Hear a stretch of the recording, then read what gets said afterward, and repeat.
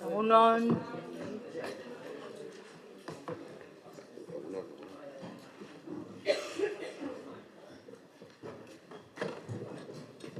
Gaude, bai,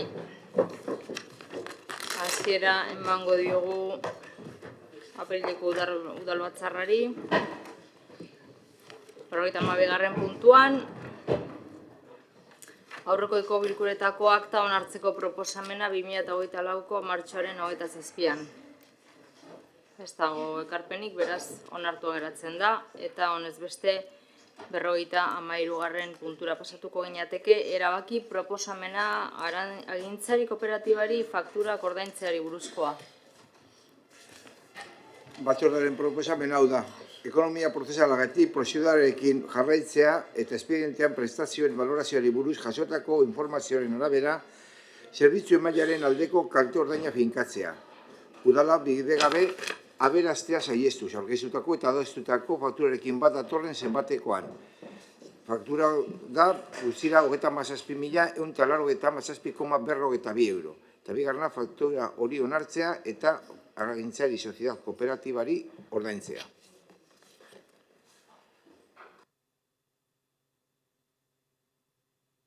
Zerbait esan nahi du, ez, beraz, proposamenaren alde, PSE Euskadiko Ezkerra eta Eusko Alderdi Jeltzalea kontra, EH Bildu eta Elkarrekin Podemos. Abstentzioak Partido Popularra.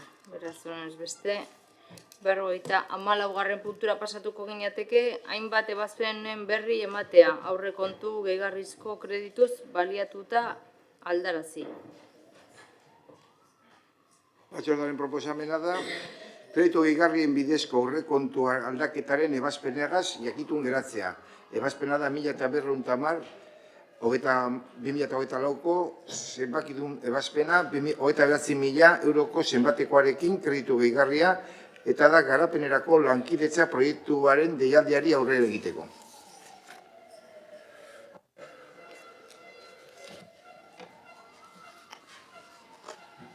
Norbaitek hitza? Ez, beraz 55. puntura pasatuko ginateke.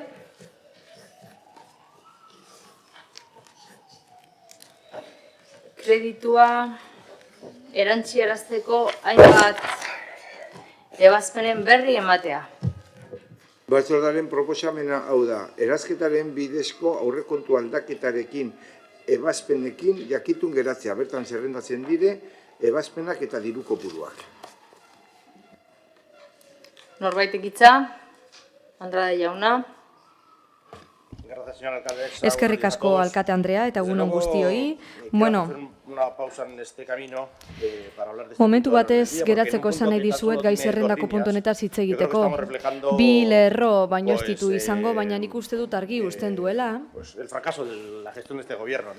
Udal gobernu honen kudeaketa porrot egin duela. Gainera, gai zerrendako puntu honetan 5 ebazpen agertzen dira, kreditua txertatzeko guztira 35 milioi euro lirateke, 24ko aurrekontuari kargatuta. Banaka ikustitzakegu, eta kontua da udaletxe honetan, batzuk 2021etik aurrekontuan agertzen zirena. Eta ganera udal honek batu ditu funtsak ekitaldi hauetan gastu horiek egiteko, baina ez da gastatu, beraz bildu zen dirua ez da gastatu, eta gero hor ikus dezakegu zenbateko dirutza patu den, ez da? Zuntz optikoa jartzeko lokal batetik, 700 euro da gero 3 milioi eurora bitarteko kreditu gehikuntzak ditugu Aldundiarekin sinatutako akordengatik. Beti esaten dugu aurrekontu likidazioaz ari garenean, porrot egiten duela gobernu talde honek, ez delako gai zerga bilketatik lortutako dirua gastatzeko. Eskerrik asko, Uriarte jauna. Egunon guztiei, eskerrik asko. Bueno, por puntualizar... Bueno, Alderdi Popularreko zinegotziak esandakoa puntualizatzeko. 28 milioi euro inbertzioetarako lirateke, kontutan hartu behar dugu, administrazio prozedurak eskatzen duela lehenengo aurrekontua izatea, eta prozedura ez da bukatzen, cada obra y se paga obra bakoitza bukatu eta ordaintzen deneraino. al proveedor a quien ejecuta la obra. Hornitzaileari ordaintzeraino. Kasu honetan, belaunaldi arteko zentroa sartzen badugu, biolehorketa planta, isurpen eremuak, bide publikoan jarritakoak, are eta inguruan adibidez, lurraren udalondarerako erreserba, gero etxe bizitzak eraikitzeko, edo garagardotegiaren eraikina, bukatzear dagoena, edo getxo kirolakeko lanak, azkar heltzen gara 28 milioi eurotara. Izan ere, inbertsio asko daude, eta lehenengo inbertsioak dirua lortzen da, eta gero hainbat urtetarako egiten dira. Zertifikazio egiten denean eta ordaintzen denean, prozedura administratiba bukatutzat ematen da, eta prozeduratik ateratzen dira kredito inkorporazioak. Gainerakoak, laugarren kapitulu adibidez, diru laguntza gutxi batzu dira, ordainketa fasean daudenak, fakturak eztabaidatzen ari ginelako, udalaren kontraturik handi duenaren kasuan zate baterako, bide garbiketa eta hondakin bilketarena. Eta udalaren eta enpresaren arteko akordio lortu dugunean 2024an, ordaindu dugu, baina bien bitartean 2023an aurrekontuan sartuta zegoen hori, prozesu batetik pasatu behar da eta kontu ematera ekarri behar da. Berriro diot. Portzentaia altuena, inbertsioa dira, eta inbertsio asko egiten ditugu udal honetatik. Baina ez dira urtarrian hasten eta benduan bukatu, baizik eta, azaroan hasi, 2 urtetara bukatu, eta oso garrantzitsua da ekitaldi bakoitzan horren berri ematea. Baina gero, obren zertifikazio egiten da bukatutakoan, eta hornitzaileari ordaindu. Eskerrik asko.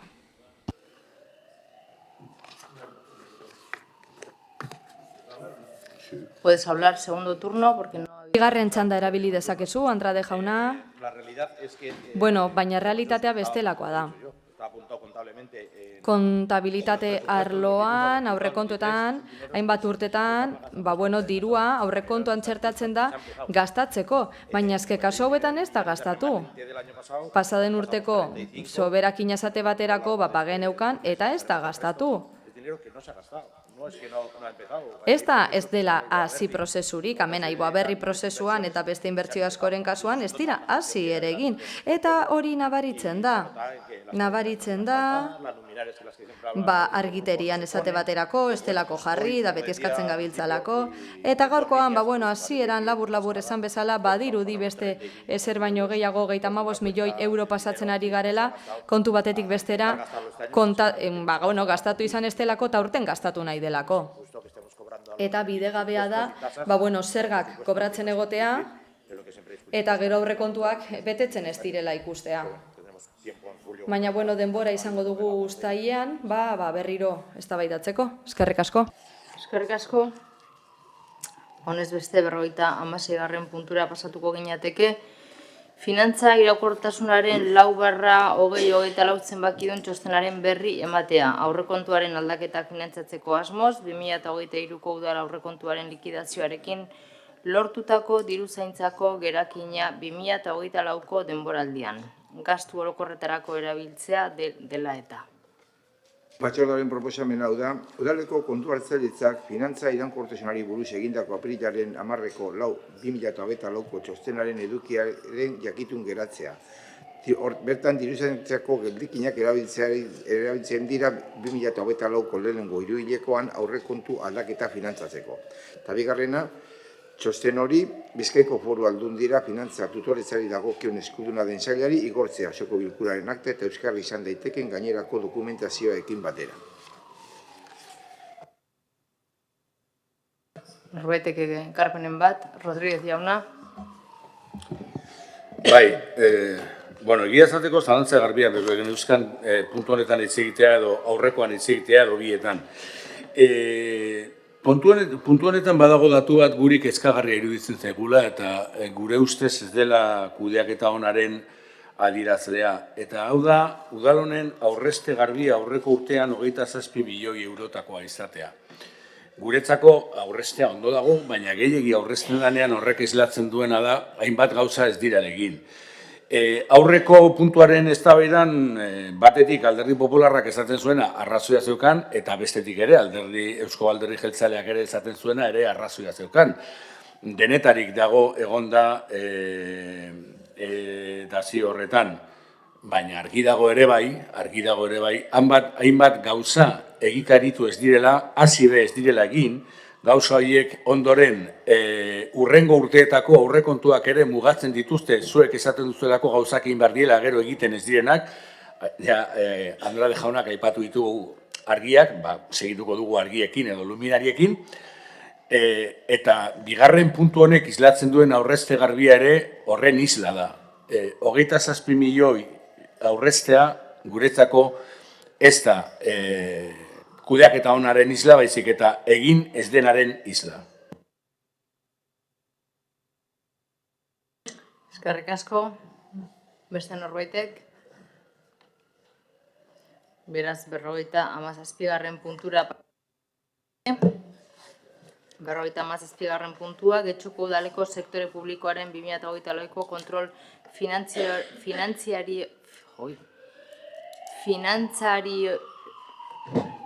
finantzen urteko planaren berri ematea.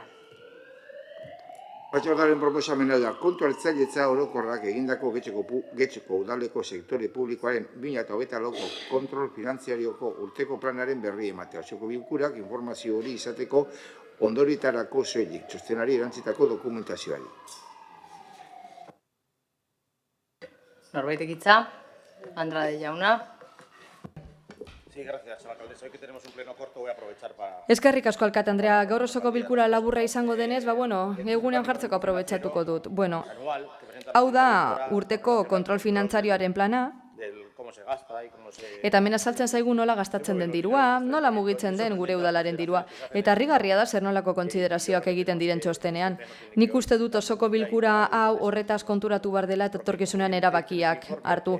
Izan ere txosten honetan esaten du, kontu hartzaileak beherak, baliabide tekniko eta pertsonal falta dagoela kontrol finantzarioa egiteko gure udalean. Oso larria da teknikari batek hori esatea. Baliabiderik ez duela esatea. Eta beraz, baliabide finantzarioak nola gastatzen diren kontrolatzerik ez duela. Plan honetan, aipatzen dira 2024ko konta nola berrikusiko diren, eta beraz analizian mugatua izango da, baliabide faltagatik. Eta arriskuen analizia ere oso arina izango da, oso simplea. Aurtengo aurrekontutik, kontu hartzailetza dioenagatik, bi arlo garrantzitsuren kontrola baino ezingo da egin.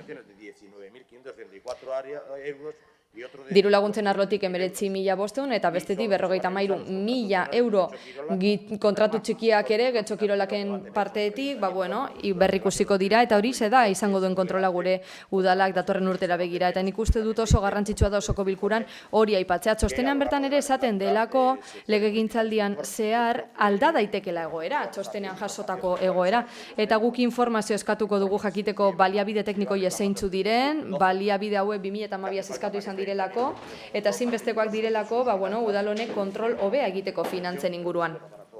Guztia ditzateke, bizilagun guztientzat. Eta oposizioak ero beto jakingo genuke baliabideak nola kontrolatzen diren, eta nor, zenba pertsonal behar den.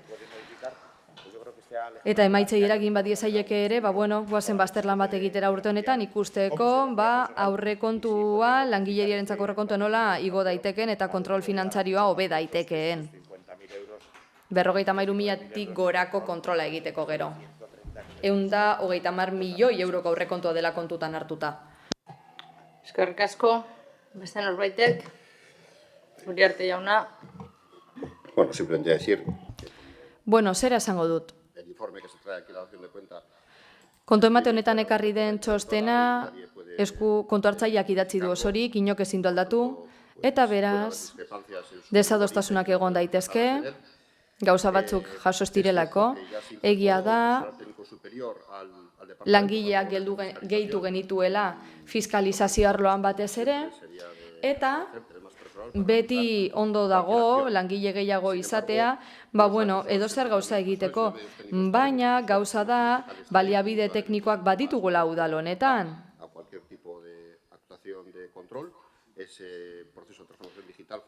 Eraldaketa digitalaren prozesua esate baterako, onetsi zen, osoko bilkurati pase zen, eta zalantzarik gabe baliabide teknikoak gehitzen joango gara denborarekin, eta gero eta eraginkorragoak izango dira. Gure langileek lan hobea egin dezaten hala ere, baliabide nahikoa dute momentu honetan, hemen jasotakoa lantzeko. Eta, beti ere laguntza eska dezakete, eta guk ere, disposizio ekonomiko osoa izango dugu behar duten laguntza guztia emateko.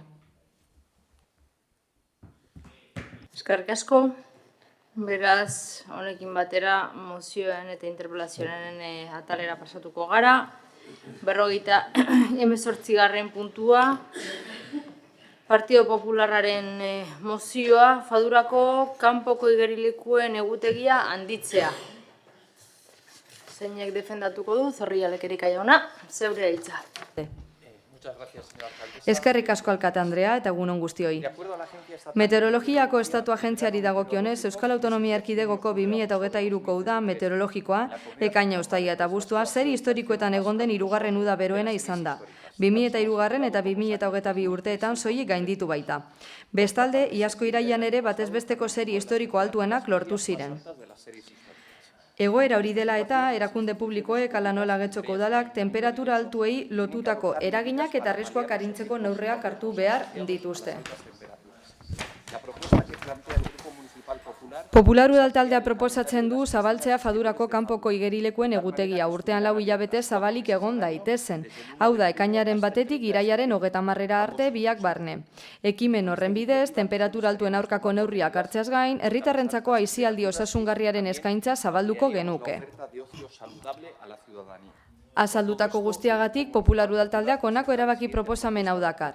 Lehenengoa Getxoko udalak, Getxo kirolarekin lankidetzan, zabaldu dezala Fadurako kanpoko igerilekuen egutegia, ekainaren batetik iraiaren 30 zabalik egon daitezen. 2. Mozio honen berri ematea udal komunikabidetan.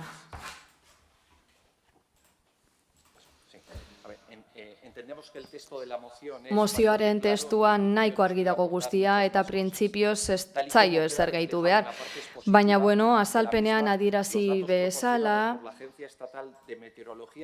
Estatuko Meteorologia Agentziak emandako datuen arabera EAEn, pasaden urteko udako hilabeteak, historiako 3. beroenak izan dira 71 geroztik. Gainera 2023ko iraila ere beroenetako bat izan da historiko osoari begira. Eta aurtengo udari begira temperatura altuak izango ditugu. Eta rekorra gaindituko direlakoan gaude temperaturen aldetik. Hala, guk mozio hau aurkeztea erabaki dugu, eztabaida irekitzeko klimaldaketaren inguruan, klimalarrialdiaren inguruan, baina ez dugu horren inguruko eztabaidarik sustatu nahi, baina bai eztabaidatu nahi dugu udalerrian temperatura altuei aurre egiteko arditzak egun neurrien inguruan. Gure ustez esate baterako kanpoko igerilekuen egutegia zabal daiteke. Orain arte, ekain erdialdetik, irail erdiartera arte egoten dira irekita. Eta zein da gure proposamena? Aire zabaleko igerilekuak ekainaren batetik irailaren 30 irekita egotea. Beste instituzio batzuetan dagoen egutegi bera izan nahi dugu. Esate baterako, hau Hondartzen egutegia da. BFEaren araberako egutegia, milaka eta milaka pertsona joaten dira urtero, udaro, Fadurako igerilekuetara. Eta proposatzen dugu neurri honekin igerilekuen erabilera asko onuradun izango dira. Izan ere, badaude familia eta guraso batzuk, batez ere ekainean, lanaldi intentsiba dutenak, eta 12-14 urteko seme-alaba dituztenak. Beraz, lehenengo ekainaren hasieran eta irailaren amaieran klasea dute, baina ez dute estraeskolarrik izaten. Nerabeekin gauza bera, beraien kolektiboa ere, Fadurako igerilekuetan ikusten dugunetako bada. Gure proposamenean malguak izango ginateke ordutegiari dagokionez. Ulertuko genute, ekaineko lehenengo 15 eta iraileko 2. ordutegian mugatu behar izatea. eta kanpoko igerilekuak 10:30 ireki behar ez izatea hori delarik egungo irekiera ordua. Gobernu taldeak esango digu pasaden asteko artezkaritza batzordetan esan bezala, mantenimendua egin behar dela, konpetizioa dela, eta baina bueno, ordutegiarekin behar bada kompatibilizatu ditzakegu bi gauza. Gure ustez, proposamen honekin neurriak hartzen egongo gara beroaren aurka egiteko, eta bizilagun asko onuradun izango lirateke. Beraz, horregatik aurkeztu dugu mozio hau, aldeko bozka eskatzen dizuegu, eta gobernu taldeak eskatutakoa bete dezala. Eskerrik asko. Benito jauna. Bai, eskerrik asko, alkate Andrea. Bueno, egunon guztioi. Bueno, sí, me gustaría que... Bueno, gustatuko litzaidake osoko bilkurako lehenengo hitz hauek lore zaintzako langilei eskaintzea udaletxeko ateetan hor daudelako borrokan soldata duin baten alde. Eta espero dut zerbitzuak municipalizatzea eta horrela arazoa konpontzea. Goazen orain mozioaz hitz egitera, Alderdi Popularraren mozioaz. 2023ko urrian duela 6 hilabete Elkarrekin Podemos taldeak Bilboko udalean proposamen bat aurkeztu zuen igerilekuen denboraldia iraila amaiera arte luzatzeko Bilbo Kirolaken instalazioetan. Proposamen hori bere garaian, aho batez onetsi zen, eta pasaden astean nik neuk Getxo Kirolaken artezkaritza batzordean galdetu nuen aukera honengatik.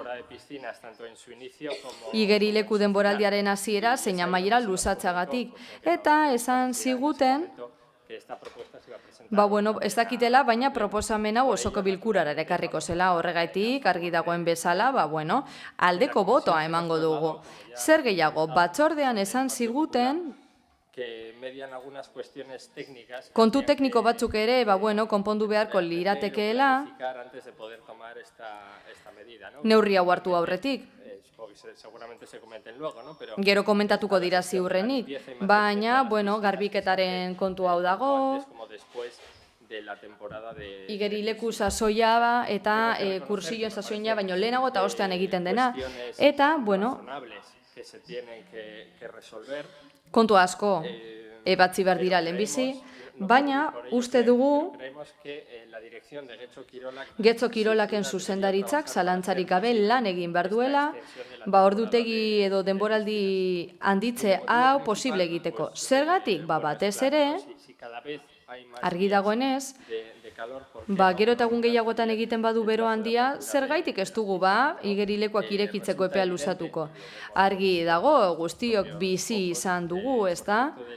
Argi dago, klimaldaketaren ondorioz, uda gero eta luzeagoa dela, eta uda berria eta udazkena gero eta laburragoak direla.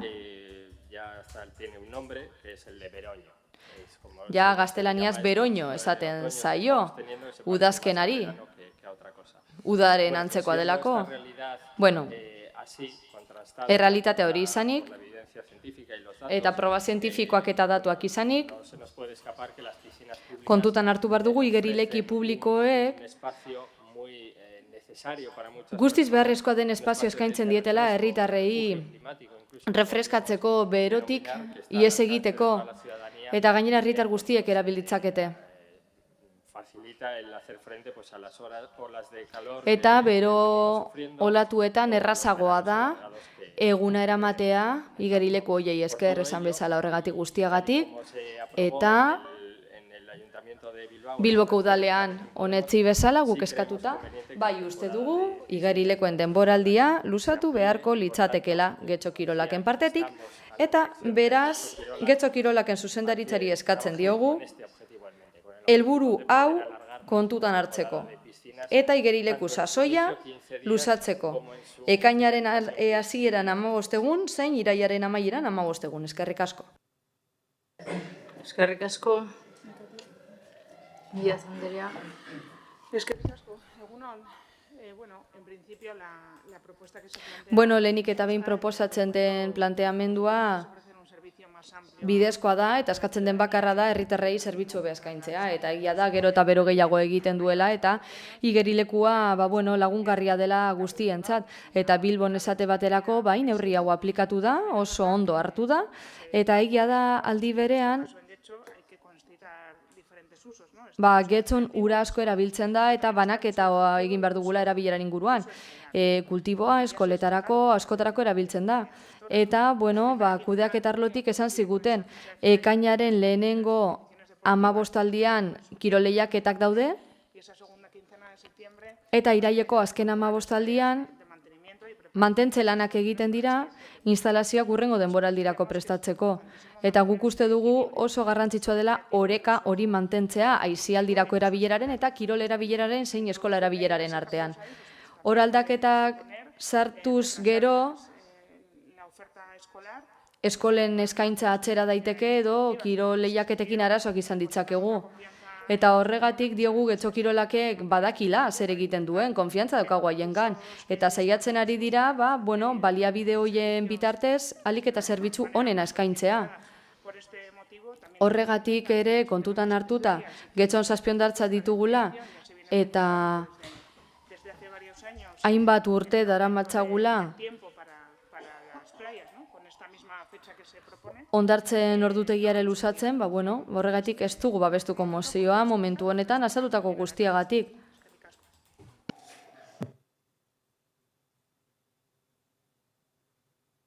Eskerrik asko, Barañano jauna. Egunon guztioi. Bitxia iruditu zaigu Alderdi Popularraren mozioan irakurtzea azken urteetako uda beroenak izan direla eta hauek eskatzea udalari temperatura altuen arriskuak ekiditeko neurriak martxan jartzea. Izan ere, alderdi politiko honek zalantzan jartzen ditu larrialdi klimatikoari aurre egiteko politikak. Baina tira, goazen mozioaren mamira. Egun daukagun denboraldia ez dator bat gure gizartearen erritmoarekin.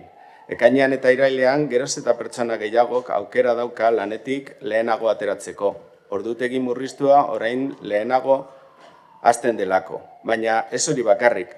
Lanaldi zatitua daukaten horiek aukera izan dezaketea eguerdian igerilekura gerturatzeko ere. Beraz, hauei ez zaie zerbitzu hori ematen. Ez daukate aukera hori eta ez dakigu erabiliko zutenik edo ez. Hortarako ondo legoke proba egitea. Ez da asko, probatzen ez dugun bitartean ez dugu jakingo.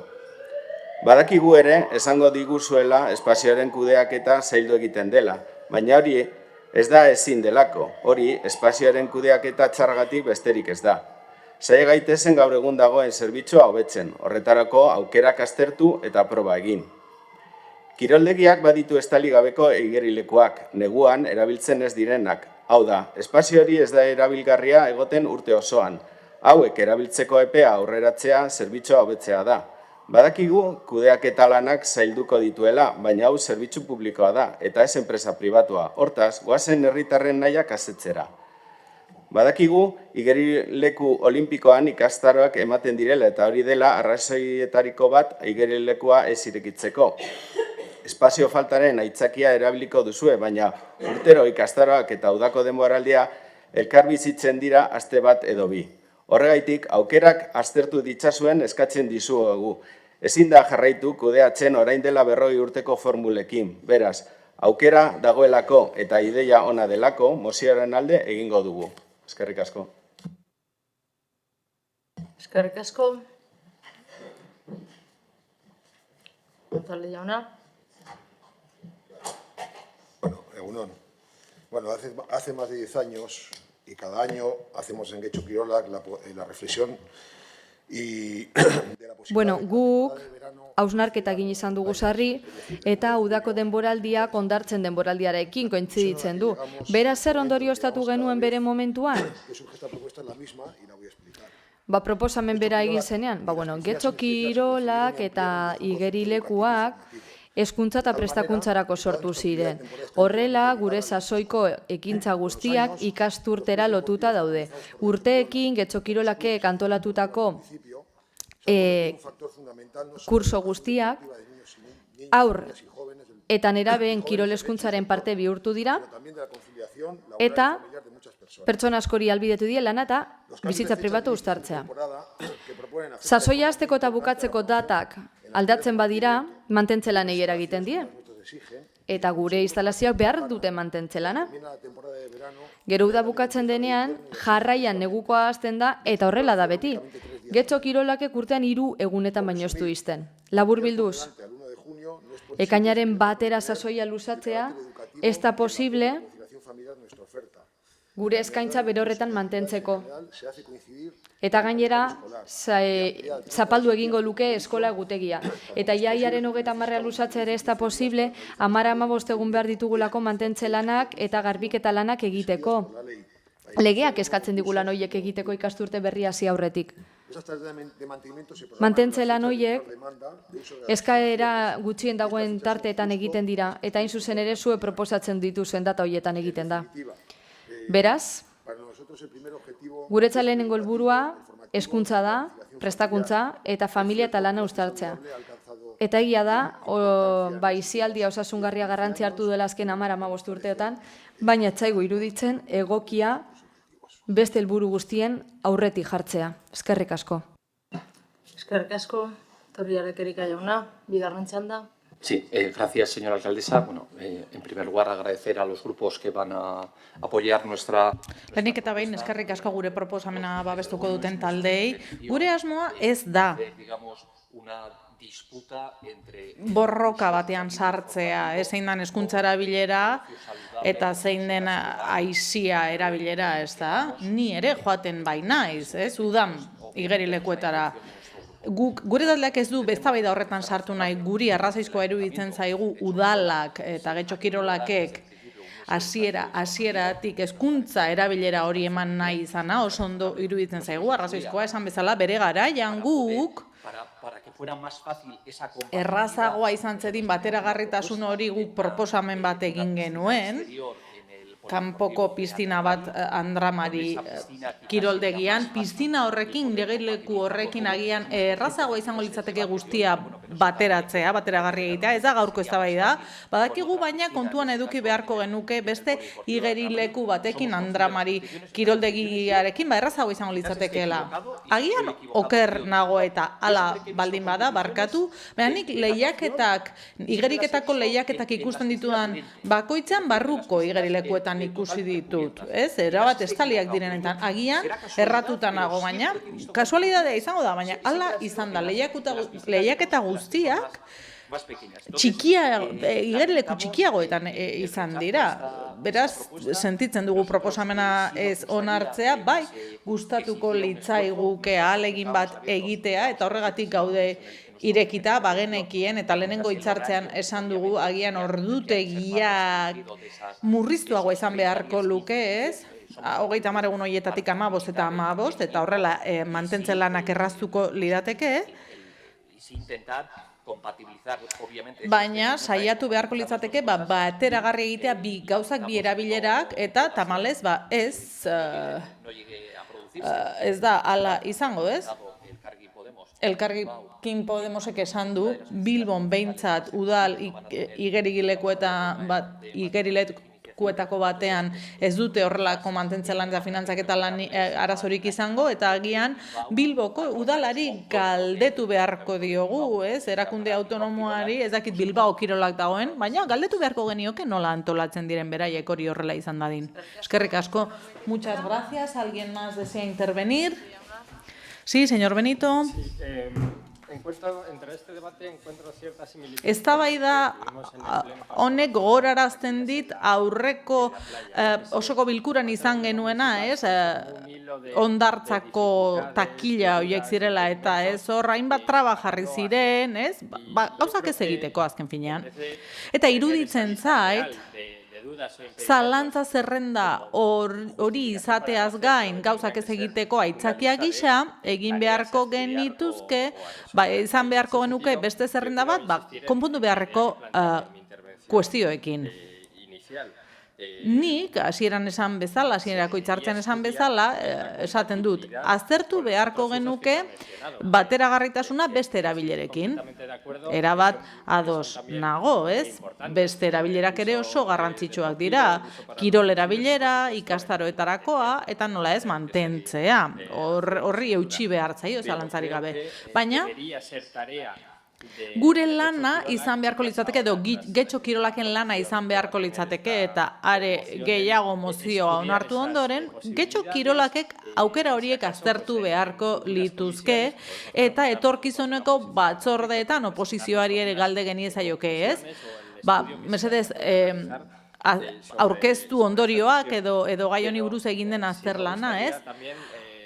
Horrez gain, amaitzeko esan nahiko nuke, Alderdi Popularreko kontzejalak esan duena, ez? Bilbon posible izango bada, zergatik ez, getxon ez, zergatikan ez begiratu nola egin dituzten bateragarriak mantentzen lanak eta ikastaroak, eta gero pizina edo igerileku sasoia luzatzea. Nik uste dut gai hauek guztiak edo aukera horiek aztertu egin behar direla. Muchas gracias. Barreñano jauna. Egunon. Entendiendo algunas de las razones esgrimidas. Ulertzen ditut, ez, arrazoietako batzuk, baina iruditzen zaigu ez direla nahikoak alde batetik, lehiaketak barneko igerilekoan egiten dira, bestetik, eskola egutegia irailaren 7an hasten da, baina ikastaroak ez dira urrira arte hasten, eta gainera beste ordutegi batzuk erabili daitezke, ez, adibidez, Eguberriak. Horregatik uste dugu proba batzuk egin litezkeela, edo zabaldu, edo hori da gure iritzia, eskerrik asko. Eskerrik asko, norbaitek, González jauna. Quiero aclarar algunas cuestiones. Nik gauza batzuk, kuestio batzuk argitu nahi ditu, lehiaketak ez dira zailtasun bat. Lehiaketa egun batean egiten da, edo 2 egunetan, asko jota, hori ez da zailtasun bat. Eta 2 igerilekoetan egiten dira. Nahi baduzu 300 argazki ditut hemen erakusteko, ez? Baina behin eta berriz errepikatuko dut. Arazoa ez dira lehiaketak, kontziliazioa, familiarena, hezkuntzakoa, eta ikastaroak erabiltzen dituzen pertsonen kontziliazioa ere hor dago, ez? Batzuek ikastaroak erabiltzen dituzte, kontziliazio tresna bezala. Esperientzia bati buruz hitz egingo dut. 2018an mantentze lanak abenduko azken 15 egunetan egin genituen eta orduan nahasmendu handiak sortu genituen, ze hor udalekuak egoten dira, data horietan pertsona askok laguntza behar izan dute kontziliatzeko, eta oporretan dauden pertsonek nahi izaten dute igerilekua erabili. Oso zaila da edo ezin dira mantentze lanak, eta igerilekoaren erabilera bateragarri egin, ze igerilekoa erabat ustutzen da eta garbitu egin behar da. Ez da likidotxo bat botatzea eta ordu batzuk itxarote ez. Igerilekoa oso austu behar da garbitzeko. Horregatik esaten dut, gauza asko formula asko probatu ditugu eta beti bueltatzen gara jatorrizko programaziora, ze egiaztatu dugu, eta ikusi dugu une horretan sortzen ditugula eragozpen gutxien erabiltzaile guztiei, klubei, entrenamenduei, libreki igeri egiten duten erabiltzaileei, eta nola ez aurrei eta gaztei zuzendutako ikastaroei. Orduan sortzen diegu eragozpen gutxien. Beste proba bat egin genezake, nahi baduzu zuek horra aurrean, egon zaitezkete.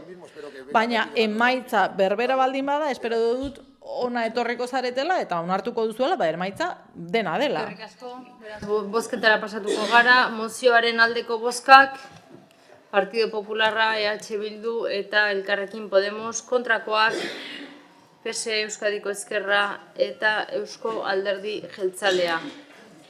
Beraz, honez beste,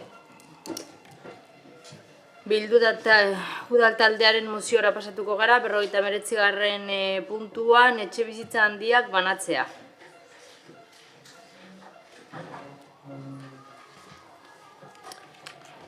zeinek defendatuko du? Larrakotxea Andrea, zeure atxanda. Bai, eskerrik asko egunon. Etxe bizitzaren arazoari aurre egiteko neurri osagarri bat proposatu nahi dugu mozio honekin. Beste gauzen artean, espazioaren erabilpen efizientea dakar. Izan ere, etxe bizitza handiak unitate txikiagotan banatzeak, hobeto aprobetxa dezake zegoen espazio erabilgarria. Are gehiago, etxe bizitza handi horietan pertsona bakar bat edo bi bizi direnean. Horrek esan nahi du, etxe bizitza handi bat unitate txikiagoetan eta eskuragarriagoetan bihur daitekela. Eta horrek aukera ematen du pertsona eta familia gehiago eremu jakin batean hartzeko. Etxe bizitza handiak txikiagotan banatzen badira eta horietako batzuk alokairuan jartzen badira, alokairuaren merkatuan eragiteko modu osagarri bat delakoan gaude. Eta prezioak merkatzeko neurri lagungarria. Alokairuaren prezioa merkatzea da etxe bizitzaren eskubidea bermatzeko bidea, eta ez soilik gazteen kasuan. Etxe bizitzen segregazioak ditugun baliabideen aprobetxamendua ekarriko luke. Etxe bizitza berriak zerotik eraiki beharrean, lehendik dauden etxe bizitzen zatiketak azpiegituraren erabilera eta hirian dauden baliabideak handitzen ditu. Eta hori jasangarriagoa izan daiteke ingurumenaren eta ekonomiaren ikuspegitik. Etxe bizitzak modu eraginkor eta etikoan bereizteko garrantzitsua da emaitzaren, hau da, ateratzen diren etxe bizitzen kalitatea eta segurtasuna bermatuko duten politika eta erregulazio egokiak kontuan hartzea. Bai eta jabeen edozein ustiapen edo gehiegikeri saihestea ere. Hori erakunde publikoen ardura da. Etxe bizitzen banaketa egikaritzeko sustagarriren bat behar dute jabeek, edota laguntzak egin beharrezko balizko egokitze lanei aurre egiteko. Diru laguntzak ere beraz aintzat hartu behar dira, eta baita alokairuan jabeei segurtasuna emateko programa. Laburbilduz, etxe bizitzak banatzea estrategia baliagarria izan daiteke etxe bizitza krisiari aurre egiteko, eta gazteek eta beste demografia talde batzuek errezago bizitzeko aukera izan dezaten. Hala ere, funtsezkoa da neurri horrekin batera, erregulazio esparru sendoa eta plangintza zaindua izatea, onurak handitzeko eta gerta daitezken erronkak arintzeko. Hori dela eta Getxoko osoko bilkurak hurrengoa eskatzen dio udal gobernuari. Lehenengoa, Getxoko udalak sortu dezala etxe bizitza handiak satitzeko errestasunak eta diru laguntzak emateko programa. Beti ere, sortzen diren etxe bizitzetatik gutxienez bat alokairuan jartzen bada alokabideren programaren bidez. Bigarrena, alokabiderekin elkarlanean jabei bermeak emateko programa edo kanpaina berezia egin dezala udalak. Eta hirugarrena, udal gobernua berehala has dadila aipaturiko neurriak egikaritzeko udal araudian beharrezkoak diren aldaketak egiten.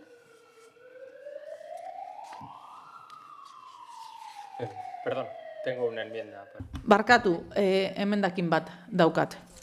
Si presentela, por favor.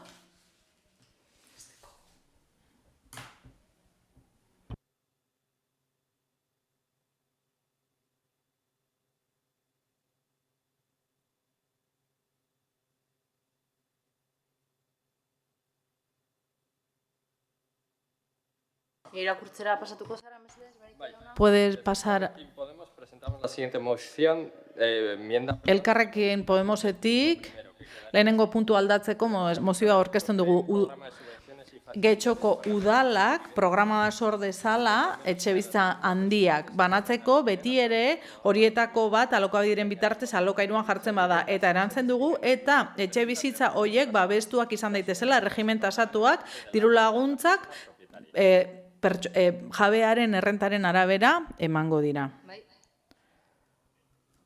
Ez dugu onartuko. Uste dugu gure helburua da merkatuan eragitea eta etxeak banatzea lortzea eta uste dugu neurri honekin ez genukela helburu hori lortuko. Defentsara pasatuko zara. Gaurkoan beste neurri eraikitzaile batekin gatoz, esperantza daukagulako inoiz etxe bizitzaren arazoari aurre egiteko neurriren bat hartuko duzuela. Oraingoan etxe bizitza handiak zatitzeari buruz ari gara. Uste dugu Getxon bizi garen guztio kontziente garela nolako etxe bizitzak dauden gure herrian, 1740 metro karratura heltzen diren etxeak ditugu.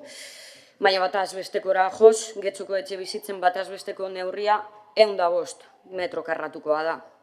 Eta apur bat harakatuz gero, ikusiko dugu 200 metro karratutik gorako 240 etxe bizitza daudela salgai.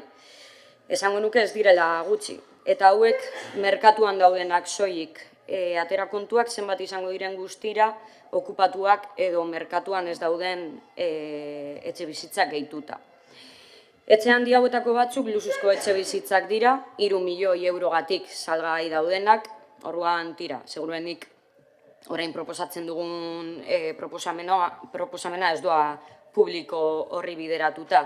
Baina badago beste realitate bat gure herrian, eta hau da, badaudela etxe handi zarasko, gure herriko jende nagusia bizi dena, askotan bakarrik edo bikote bat bizi dena, eta eurentzako etxe horiek handiegiak suertatzen dira. Edo jasotako herentzia batengatik zaharrak ez diren pertsonak ere horrelako egoera batean aurkitzen dira. Orduan uste dugu, kasu hauetarako etxeak banatzeko laguntza bat eskaintzea proposa eta lagungarria izan daitekeela. Datuek adierazten diguten bezala, aukera handia dago etxeak banatzeko plan bat sortzeko, izan ere, etxe handi asko eta asko daude gure herrian, lehen esan bezala. Orduan uste dugu arrakastatsua izan daitekeela proposamen hau. Etxeetako jabei errestasunak edo diru laguntzak emanez, udalak lagunduko luke etxe bizitzak mobilizatzen, eta uste dugu udalaren ardura badela kontu honetan inplikatzea. Eta, ideia hau ez da guk sortutakoa edo orain bururatu zaiguna. Jadanik agertzen da 2015ko etxe bizitza legean esaterako. Saiatzen gara modu ezberdinetan edo neurri ezberdinen bidez etxe bizitzak mobilizatzea, eta gaurko proposamenarekin lortuko genuke etxe bizitza gehiago alokairuan jartzea. Gure ustez hori izan behar da bidea, neurri gabe eraikitzen jarraitu ordez. Kontua da etxe bizitzaren arazoari aurre egiteko orain arte egondako udal gobernu ezberdinek aplikatu duten estrategia, eraiki eta eraikitzean oinarritu dela. Eta ikusi dugunez eredu horrek ez du lortu egoera hobetzea. Beraz, eraikuntza masiboan oinarritu ordez, zergatik ez dituzue, zergatik ez ditugu bestelako neurri batzuk proposatzen, ez? Etxe bizitzaren arazoari irtenbide posible bat emateko. Eta, bukatzeko, beti esaten dugun bezala, hemen aurkezten ditugun neurri solteekin, ez diogu etxe bizitzaren arazoari bere osotasunean konponbidea aurkituko, baina, badira hartu daitezken neurri lagungarri edo leungarri batzuk. Beraz, oraingoan hau proposatzen dugu, ia zer deritzo zuen. Eskerrik asko. Muchas gracias. Bai, eskerrik asko, alkate Andrea. Beste pleno bat eskaini diogu etxe bizitzaren arazoari. Hala dagokio, prezio altuak dira gure bizilagunen kezkarik handiena oraindik ere. Eta egoera hori gora behera ikusten dugu udal gobernuak jarraitzen duela ezer egin gabe. Legegintzalde honekia urtebete darama eta ez dago mahai gainean inolako neurri berririk etxebizitzaren arazoari aurre egin ahal izateko. Betiko neurri urriek eta ezer eraginkorrek hortxe jarraitzen dute. Etxebizitzaren planaren zirriborroa hor dugu, hauteskundeetan oso ondo funtzionatu zuen, baina orain kajoi batean gordeta dago. Bitartean, naiz eta udal gobernuan ez jakin, Getxoko bizilagunek alokairu oso altuak ordaintzen jarraitzen dute, hau da, batez besteko soldata baten 150.000-tik gora dauden alokairuak eta maileguak hipotekak ere oso handiak dira. Eta horrek eragin handia du herrian, adibidez, etxebizitzaren fakturari aurre egin ezin dioten pertsona gazteak eta familiak. Etxebizitza larrialdi egoera batean gaudela esango genuke Getxon. Eta horregatik larrialdia dela kontuan hartuta, gure eskura dauden neurri guztiak hartu beharko genituzke etxebizitzaren prezioak kontrolatzeko eta eskaintza hobetzeko. Bigarren helburu honetarako, etxebizitzen eskaintza hobetzeko askotan esan dugu aukeretako bat dela, gaur hemen aurkeztu dugula, ez da, hau da, etxebizitza handiak banatzea, zatikatzea, ez? Ze erabilera aldaketa handia jasan dute etxebizitza handi hauek, eta horregatik ez dira hain erabilgarriak, ez erakargarriak, ez? Egungo familientzat. EH Bilduko bozeramaileak esan bezala, badaude 200 metro kuadroko etxeak, eta ez da hori gehien eskatzen dena, familiek gehien eskatzen dutena etxebizitzaren merkatuan. Horregatik, etxebizitza horiek banatu daitezke, bat baina gehiago sortu daiteke. Horietako batetik, eta horrela, bizigarriak diren hainbat etxebizitza lortuko genituzke.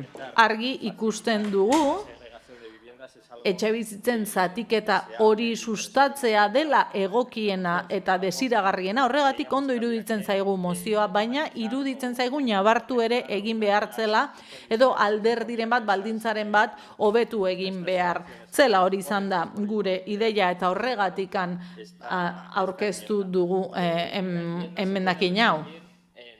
Nola laburtuko genuke emendakina? Bi proposamen, ez? Ze pega ikusten dizkiogun hasierako proposamenari. Lehenengo proposamena litzateke diru laguntzak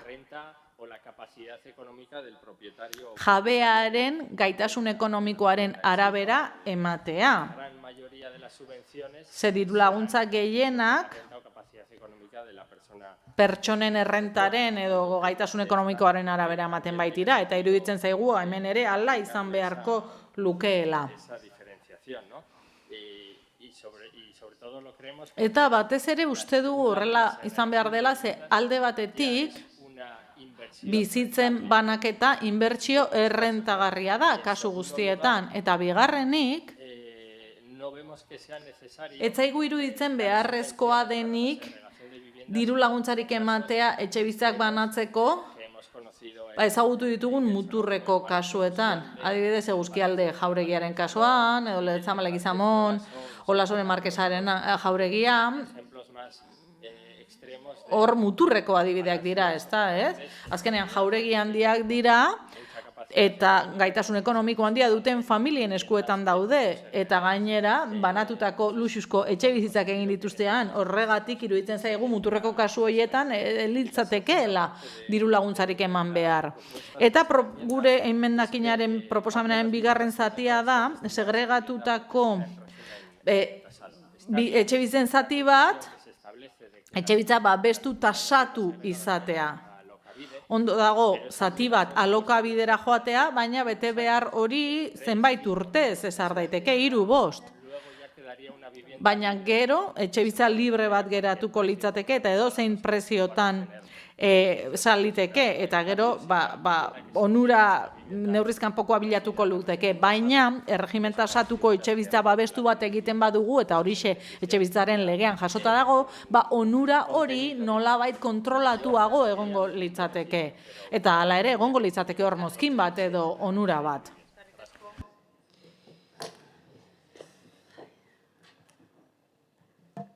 Díaz Andrea. Sí, bueno, sabemos, ¿no?, que las socialistas siempre hemos defendido. Bai, alderdi sozialistak beti pentsatu izan dugu, ez? Etxebizitzaren arazoa konpondu egin behar dela, eta gure eskura dauden baliabide guztiak jarri behar direla hortan, ez?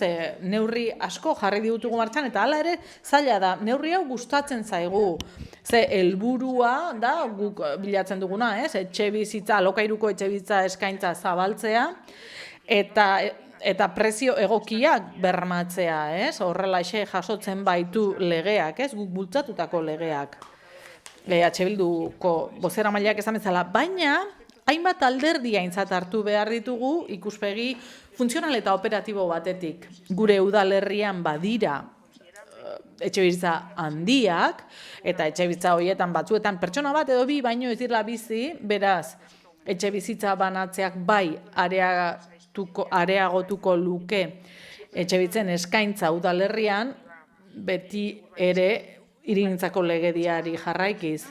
Jatorrizko proposamenarekin ados gaude, beti ere helburua alokairua bada, eta ez gaude Podemosen beldurrekin ados, ze proposamenak jasotzen du alokabide programan. jaso behar direla, eta alokabidek denbora luzerako konpromisoa eskatzen du, behintzat 5 urte, horregatik ez dugu Podemosen aldaketa hori edo proposamen hori ulertzen. Alokabideen sartzeko proposamena berme bat iruditzen zaigu. Baina ez dezagun ahaztu gure udalerrian ikusi dugula, azken urteetan arazoak egon direla alokabiderekin ere, sistema horrek oso ondo funtzionatzen du Euskadiko udalerri gehienetan, baina getxoko berezitasunak aintzat hartuta, eta etxebizen prezio altuak hemen aintzat hartuta, ez du hain ondo funtzionatzen. Hor badago nolabaiteko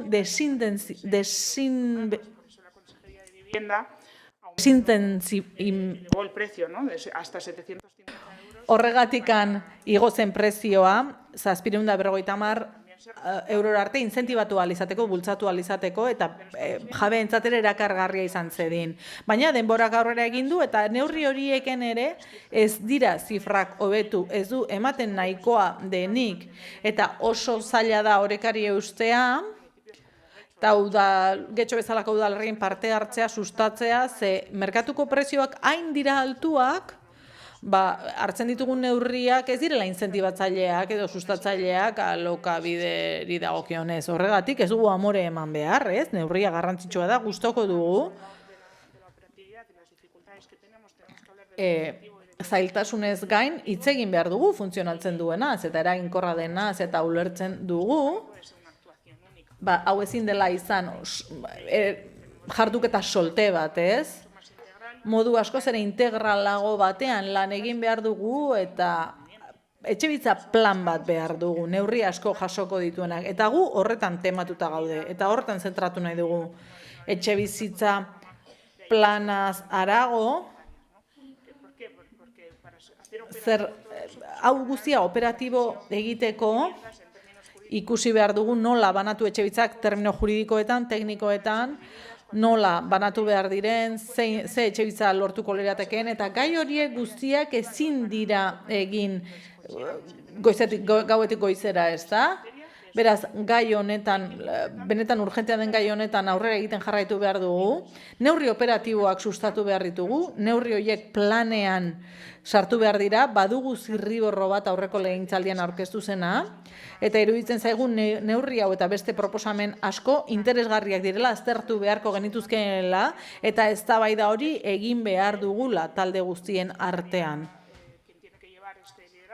Eta etxebitza sailak hartu behar du honen zuzendaritza, eta espero dugu sail horrek plana lehenbailen jarriko duela mahai gainean, eta talde guztiak proposamenak egiteko aukera izango dugula. Horrela, fokua ditugun baliabideetan jarrita eta erabakita non erabiliko ditugun baliabide horiek. Ze ekintza bakoitzak dagozkion baliabide ekonomikoak behar ditu, behar dugu ikuspegi global bat, holistiko bat ikusteko gure aleinak eta gure baliabideak non jarri. Oraingoz, abstenitu egingo gara. Eskerrik asko. Elorza jauna. Buenos días, muchas gracias. Egunon, eskerrik asko alkalte Anderea. Ikusten dut, berriz ere etxebitzaren gaira itzuli garela, ez? Guztion delako kezka bat. Eta azken egunetan edabidetan entzun dugun horrekin hasiko naiz. Etxebizitza gehiago behar dira, atera ditzakegu alokairuan, etxebizitza hutsak bete, baina zein da arazoa hor? Etxebizitza asko behar ditugu, etxebizitzaren prezioa jaitsi dadin eta guztiok eskura ahal izan dezagun. Gaur, etxebitzen zatiketaz ari gara. Baina iruditzen zait, orain ez dago kiola, ez? Une honetan ez dago kionetaz hitz egitea. Mozioak diru laguntzaz hitz egiten du, baina diru laguntzak emateko lehenik eta behin banatu egin behar dira. Eta gogorarazten dizuet, apoaren berrikuspen betean gaudela. Gaur egun inork ezin du etxebitzarik banatu, dena dago airean. Ze zentzu dauka orain laguntzak proposatzeak ezin baditugu etxebizitzak banatu. APOan hainbat neurri absurdu, ez, jaso dira. Hainbat, adibidez 100 metrotik gorako etxebizitza bakarrik banatu ahal izatea, eta gero, gutxienez, lautan banatzea etxebizitzaren ezaugarriak kontuan izan gabe. Alderdi Popularrak alegazioak aurkeztu ditu 73. artikuluari, eta ondo 40, 44, 46, eraikuntza erregimenarena. Alegazio horiekin bizkortu egin nahi dugu etxe handien banaketa. Horrela, etxe bizitzen tamaina egungo premietara egokituz. Gure alegazioak ez diote inolako murrizketari jartzen eremuei, eta gero, ez da zenbat etxe bizitzatan bana daitezkeen, beti ere neurriak legea betetzen bada. Legeak dio, 38 metro kuadroko etxebizitzak eraiki daitezkeela, beraz, tontakeria bat da, 100 metrotik gorakoak bakarrik banatu ahal izatea, eta beti 4 etxebizitzatan gehienez. Zergatikan ezin ditugu 38 metro kuadroko etxebizitzak egin, eta zergatikan bakarrik 4 eraikineko. Ez? Eta bitxiena da, bakarrik leku batzuetan banatu daitezkeela. Eta etxebizitza handienak dauden lekuak eremu horietatik kanpo geratzen ziren. Hasieran esan bezala, APO berria onartzeko bidean gaude, eta espero dugu gure alegazioa jasoko dituela, eta baita ere beste alegazio batzuk, ez? Jasotzen dutenak, etxebizitza banatzeko erraztasunak izatea. Eta diru laguntzei dagokionez, zuek proposatutako diru laguntzei dagokionez oso goiztiarra iruditzen zaigu, eta ez zaigu iruditzen zuek proposatu duzuen moduan eman daitezkeenik laguntzak. Beste gauza bat gogoraraziko dizuet. Esaten duzuen 1700 metro kuadroko etxebizitza daudela, batzuk babestuta daude, Foru Aldundiak babesten ditu, eta horrela ezingo lirateke zatitu. Ze badituzte muga estetiko batzuk, ez dutenak uzten banaketa hori egiten. Beraz hori ere aztertu egin beharko litzateke. Eta azkenik, ez dut uste, Olasoren Markesaren etxe bizitza, Lezama Legizamon, Jauregi horiek danak, ez dut uste pertsonariek interesik dutenik diru laguntza bat jasotzeko, eta are gutxiago alokabiden sartzeko, ez da? Ze ez dauka zentzurik horrelako etxe bizitzetan errenta horiek jartzea, horregatik gu ere abstenitu egingo. Kontra botatuko dugu. Bueno, egunon berriro. Bueno, he leído y releído la moción presentada para intentar descubrir el motivo por el que el Grupo Municipal de H. Bildu... Ez dakit, berriz ere irakurri dut mozioa, ze ulertu nahi du, zergatikan pentsatzen duen Bildu Getxoko bizilagunek hau onartuko dutela. Etxebizitza premia hori egia bat da, eta etxebizitza horiek egokitzeko premia ere egia da, hor dago. Baina hori ezin da edozein modutan egin. Ezin dira neurri absurdoak inposatu.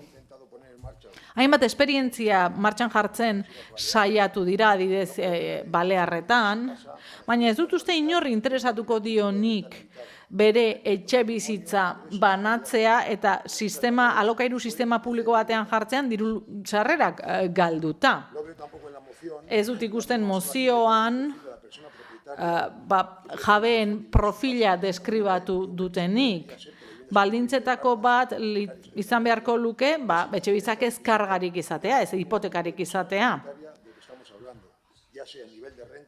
Errenta maila ere aipatu beharko litzateke, adina eta abar. Nire liburuaz hitz egitera etorri naiz, eta nire liburuan dio, APOa berrikusi behar dela, baina askok ez dute irakurri APOa bera. Banaketaren bidez egin daitezkeen hobekuntzak gora bera, APOak etxebizitzak banatzea ahalbidetuko du aukera, arrazioizko aukeren barruan eta saturazioa saiestuta. beti ere bizigarritasun baldintzak bermatuta. Guk azaldu dugu, zein diren premiak eta arazoak. EAJ-an azaldu genuen nola egin behar den faktible edo egingarri etxebizitzen banaketa. Beraz, gu ere abstenitu egingo gara. Eskerrik asko, norbait egio, narrakotxaren dereñoa. Bale, bueno, gauza ezberdinak. Gure helburua da alokairu publikoa ahalik eta handiena izatea, etxe bizitza parke publikoa ahalik eta handiena izatea argi dago. Uste dute horretan ez dagoela inolako zalantzarik, baina badago neurri bat urgentziazkoa edo, eraikitzen jarraitu beharrean, alternatiba bat izan daitekeena. Eta horregatik igual, pizgarriak bideratu beharko genituzke. Eta gero, hitz egiterik eukiko genuke, etxe bizitza horien egizaerari buruz, ez? Baina, gure ustez, bigarren pausu batean kokatuko genuke. Eta etxe handiak dituztenak normalean ez dira errenta basuenak daukaten pertsonak. Hortik ere aipatu da, uste dut hori realitate bat izan daitekeela. Beste alde batetik, ez litzateke gure etxe bizitza planaren lehenengo neurria izango. Hilabeteak daramatzagu etxe bizitzari buruzko proposamenak egiten. Ez da orain lehenengo proposamena egiten dugula. Baina beti baztertzen dituzue aitzakia ezberdinekin. Edo etxe bizitza plana, edo apoa, edo beti geratzen dira hor ezerezean. Orduan, noiz etorriko da etxe bizitza plana? Zastakit norbaitek erantzuterik daukan, baina, bestela gure alternatiba zer da itxaroten jarraitzea eta proposamenik ez egitea, horrela doa kontua, ez? Etxe bizitzen banaketarekin estetikari dagokionez eta hori, argi dago, zaindu beharko litzateke eta ondareak eta legeak baimentzen du eta zehazten du etxe bizitzak banatzeko mantendu beharko litzatekeela daukaten estetika, ondarea mantenduz eta hori. Eta batzuen interesekoa ez dela proposamen hau, mozioan bertan edo argudiategian esan dut argi dago. 1.400 metro karratuko etxeak dituzten entzako, ez dela mozio hau interesgarria izango, ez? Baina badago beste realitate bat. Etxe zahar handiak badaude, pertsona nagusiak edo esain nagusiak bizi direnak, eta horiek igual, beste begi batzuekin begiratuko lukete proposamen hau. Eta gero, bitxia iruditu zaigu, PNV-ren programan, hauteskunde programan, neurri hau kontemplatzen da. Azalera handiko etxe bizitza zaharren banaketak bultzatuko ditugu. Horretarako, aholkularitza zerbitzu bat eskainiko dugu. Ez dugu asmatu zuek, jaso duzue zuen hauteskunde programan, orduan, uste dut guztioi erantzun dizuedala. Apur bat harrituta geratzen gara. Eskerrik asko. Beste norbaitek, Benito jauna. Sí, gracias. Bai, eskerrik asko. Nik hausnarketa bat planteatu nahi dut. Arazo nagusia, Getxon, merkatu librea bada, Alderdi sozialistako zinegotziak esan dezake zerbait, alokabidek arrakasta izan duela esan du. Beraz, merkatu librea bada arazoa Getxon, etxe bizitzak segregatzen baditugu, merkatu librera joateko zein irtenbide ematen ari gara. Bakar bat ere ez, egiten ari garen bakarra da, merkatu libreko eskaintza handitu, baina oraindik ere getxostar askorentzat iristezina izango da, ezingo dute hori ordaindu. Hala, etxe bizitza hauek alokabideren programara joango litzateke, baina behin-behinean, 5 urtetarako eta 5 urte horiek pasatzen direnean, parke publiko hori alokairurako dena desagertzen da, eta, gero salduko da, badakigun prezioengatik, ez da, oso jende gutxik ordain dezake hori. no nos parece que... Beraz, ez zaigu iruditzen, mozioa planteatuta dagoen moduan behintzat irtenbiderik ematen duenik. Guk uste dugu segregazio hoietatik ateratzen den etxebizitza neurri batean babes publikokoa izan behar dela. Eta etxebizitza legean hain zuzen ere, bi etxebizitza mota agertzen dira. Babes ofizialekoak eta araubide tasatukoa. Beraz, gutxienez etxebizitza hoietako bat, araubide tasatuaren pean egoteak ez du inolaz ere desincentibatuko lan hau. Tasatuak izan arren, No son tampoco unos precios de... presioak ez direlako de celebrarlo tirando cohetes, vaya. koetak botatzeko modukoak. Oraindik ere Precio medio alto. Por lo tanto, presio ertain altuko etxebizitzak lirateke. Bedaz, al PGU, ¿no? Que APOari aurkeztutako alegazioan aurkeztu duguna, agertzen da ezta. Babes publikoko etxebizitzak egotea parkearen barruan, bestela zer incentibatzen ari gara merkatu libre handiagotzeko, presio librekin, eta, arazoekin familia askorentzat. ya es rentable de... Jada zerbait errentagarria bada, zer lortuko dugu? 300 metro karratuko etxe bate, urrengo egunean, 2 edo 3 etxe izatea, 100 metro karratuko bakoitza, baina oraindik ere, luxuzko etxe bizitzak izatea, ezta? Bueno, beste norbait gehiago.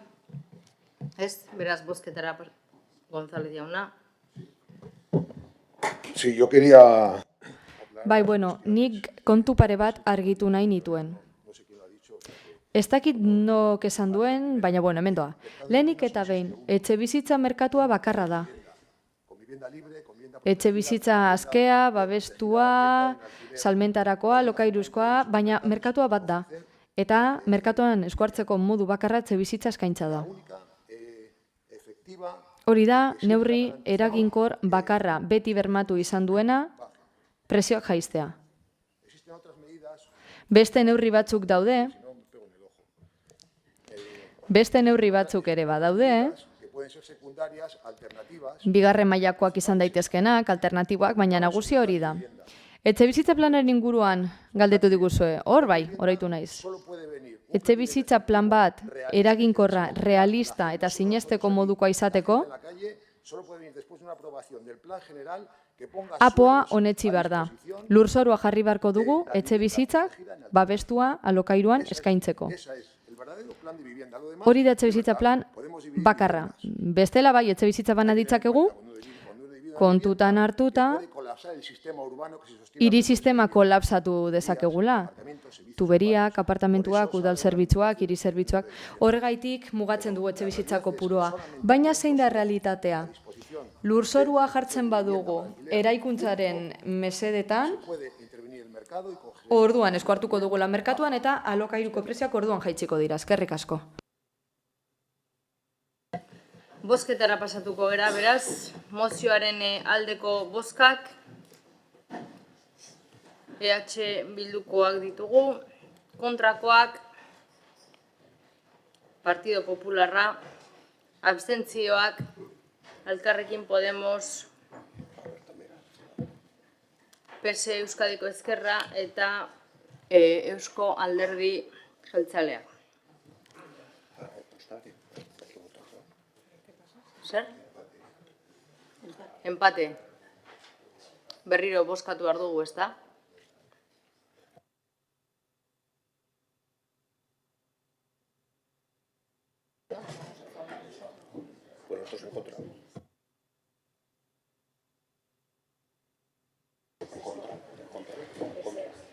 Mozioaren alde, Bildu eta PSE Euskadiko Ezkerra. Abstentzioak, Elkarrekin Podemos. Kontra, Partido Popularra eta Eusko Alderdi Jeltzalea.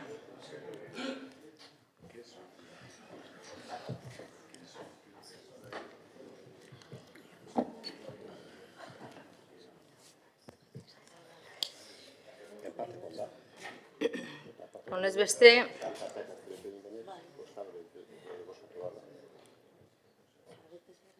garren puntura pasatuko gara, bale?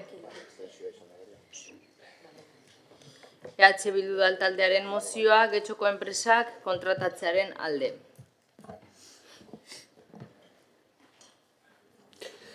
Getxobono tokiko merkataritza eta ondori... Momentu bat, mesedez, momentu bat. Bai, apuntatzen ari nintzen gozak, bale? Rodríguez jauna, txanda. Eskerrik asko. Getxobono tokiko merkataritza eta ondorioz ekonomia suspertzeko udalak egiten duen ekimena da. Getxobonoren inguruan komunikazio kanpaina txiki bat eginda eta komunikazio kanpaina hori kontratu txiki baten bitartez esleitu da. Basauriko enpresa batek egin du kanpaina.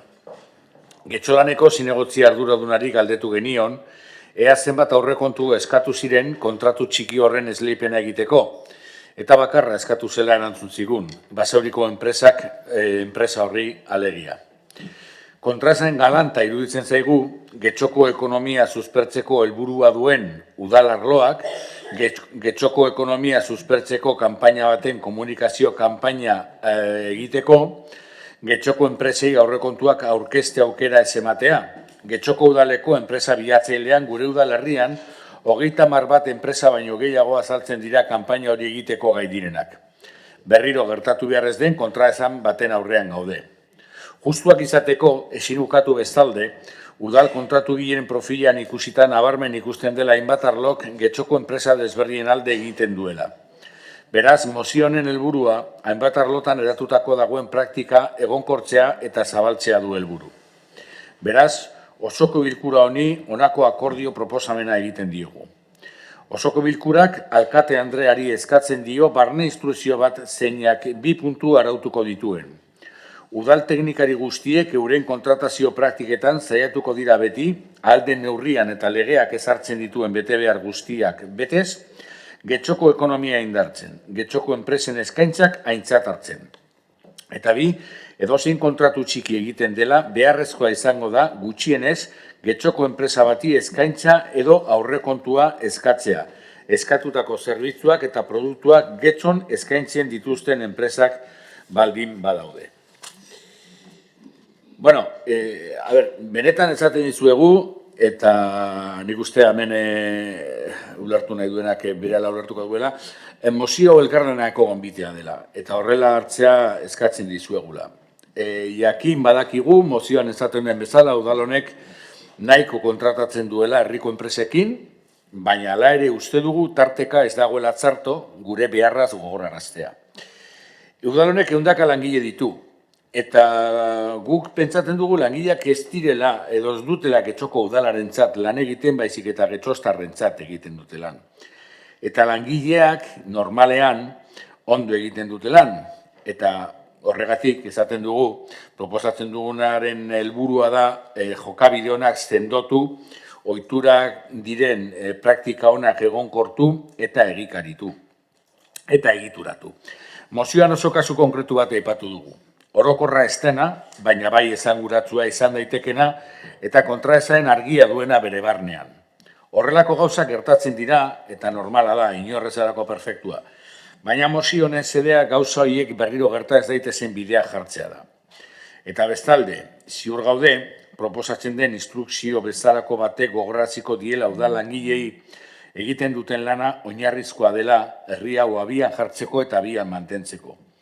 Eta euren ekarpen funtsezko honetan, mozioak berak eta eskatzen dien instrukzioak euren lana erraztea dutela helburu. Zinez esaten dizuegu zaila ikusten zaigula mozio honen kontra azaltzea eta zuek guztion babesa eskatzen dugula. Egiten diren eskabideak oso betegarriak dira. Alden neurrian eta legeak arautzen duenarekin ados egon da beti, Getxoko enpresa kontratatzeko alegin egin, eta bestalde, kontratu txikietan, Getxoko enpresei gutxienez aurrekontu bat eskatzea. Hori da, eskatzen dizueguna, eta zuzenean, osoko bilkuraren bitartez, alkateari eskatzen dioguna instrukzio bat egin dezan. Eskerrik asko. Eskerrik asko. Benito jauna.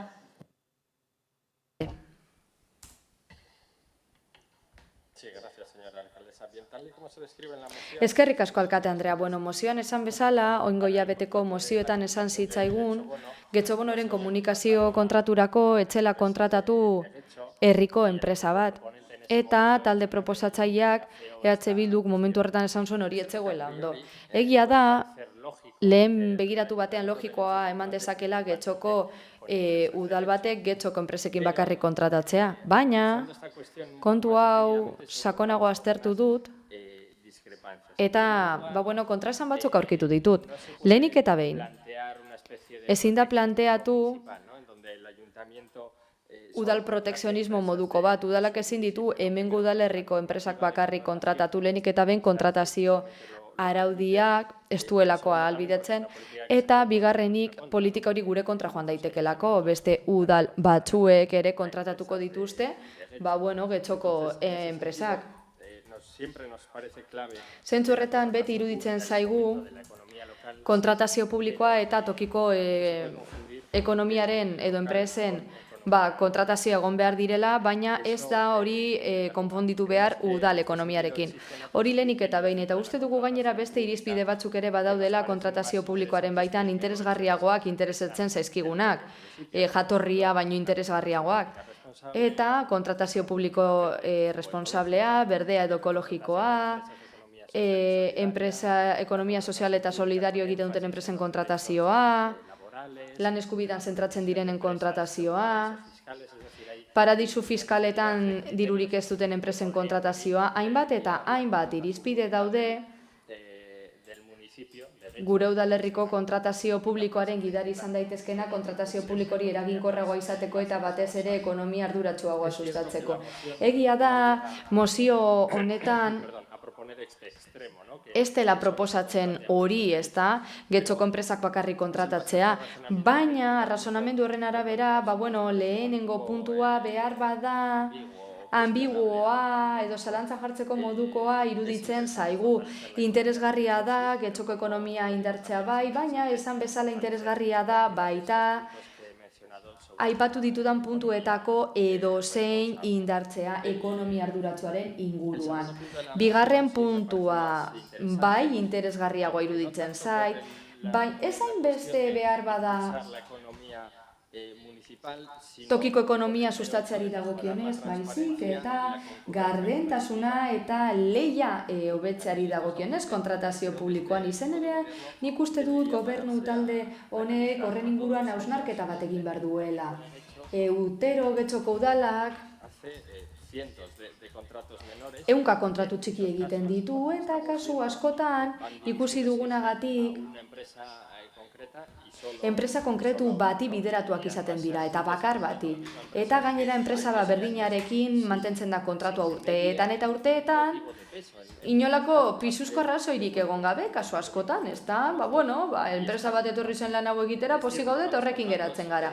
Egia da kontratu txikietarako legeak ez gaituela behartzen beste modu batera jardutera, baina praktika ona da kontratazio publikorako eta identifikatu dute erakunde guztiek gainera.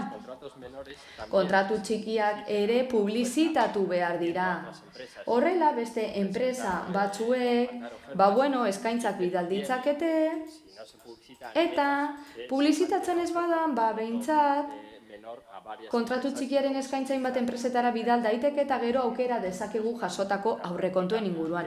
Nik esango nuke hori dela jarraitu beharreko pausoa, bai ala bai, gardentasuna hobetzeko eta konkurrentzia kompetitibo hobetzeko baita. Beraz, zalantzak ditugu gure bozkaren inguruan, izan ere ez gatoz bat irizpidearekin, ez da, Getxokoa izan behar izatea enpresa, hain zuzen ere. Eta ondo deritzogu esateari, tokiko ekonomia sustatzea ez dela zertan izan behar, Getxoko enpresak bakarrik kontratatzea. González jauna. Egunon. Creemos. Egunon, guk uste dugu proposamenaren funtsa ondo dagoela, ekonomi sustapena du oinarri eta guztiok gaude ados horretan.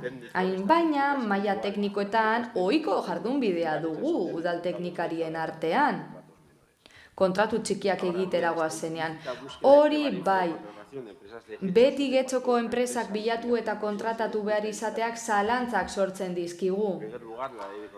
Lehenik eta behin sektore publikoko kontratuen legeak esaten du gardentasuna mantentzeko kontratazio publikoan interes gatazkak ez direla egon behar. Eta ia da hurbiltasun printzipioa mantendu behar dela kudeaketan, baina kontuz legean esaten da prezio kalitate harremanari garrantzia eman behar zaiola esleipenaren orduan eta integritate estandarrak ere kontutan hartu behar direla. Interes orokorrerako zerbitzurik onena direla bermatu behar da.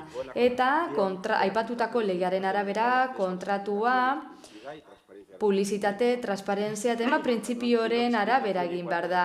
Eta tratu berdintasuna eta ez diskriminazio hartu behar dira kontutan. Eta ez da helburua kendu behar hortzi mugatik.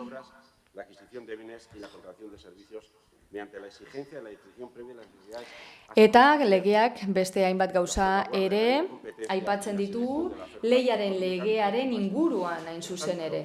Hori guztia dela bide guri iruditzen zaigu zaila izan daitezkeela, printzipio horiek betetzea, instrukzio bat ematen badugu eta aipatutako helburuak betetzen ez badira. Gainera, pertsonal teknikoa da bakarra, printzipio hauek betetza arduratzen dena horiek ez dira politikariak izaten. Eta hain zuzen ere kalitate prezioa printzipioari ematen diote lehentasuna eta baita getxoko enpresei baita ere. Baina legea bere horretan errespetatu behar da eta kontutan izan behar dugu teknikariek dutela ezagutzariko behena kontratazio arloan. Gainera, zenbait getxostarrentzat ere kaltegarri izan daiteke getxotik kanpo izan ditzaketelako komertzioa. Beraz, funtsa ondo badago ere. Eta jada praktikara eramaten saiatzen garen arren zalantzak ditugu eta abstenituko gara. Eskerrik asko. Andrea jauna. Gracias, señora alcaldesa. Eskerrik asko, alkate Andrea. Bueno, nilenik eta behin aitortu behar du TH Bildu azkenaldian kontratu txikien kontrola eskatzen ari dela batzordetatik hasita eta oso ondo. Eta nik uste ondo dagoela, hemen kontratu txiki ez ari gara, baina kontratu hauek zuzenean ez lehitzen dira 40 milioitik gutxiko obretarako edo 15 milioitik horniduretarako diru asko da. Oso garrantzitsua da, eta oso garrantzitsua da baita obra txikien kontrola egitea. Eta ez dago inolako obligazio hori kontratu txikiak argitaratzeko 5.000 eurotik berakoak direnean. Baina kontrolandia bai egin behar da. Goizean, goiz hasieran, etengabeko kontrol finantzerioa saritu izan gara, eta begiratu, kontu hartzaile kontrolatu beharreko bat da, 284 kontratu txikiak getxo kirolakek 2023an sinatutakoak begira zenbat diren 284. 15.000tik 40.000ra bitartekoak. Eta, kontu hartzaileak esaten du, saiatu behar garela horren kontrola egiten, beste prozedura batzuen bitartez, edo multzokatuz. Baterako kontratazioekin, koherentzia mantenduz, eta epeak ere, batuz. Batzordeetan ere askotan galdetzen dugu zergaitik ez diren bateratzen kontratu batzuk, legegintzaldi honetan behintzat. Beste modu juridiko batzuk ere badaude kontrataziorako oso antzekoa direnak eta zuzenagoak direnak, simplifikatuak, presaskoak eta bar. Eta udal honek gehiago erabili beharko lituzke.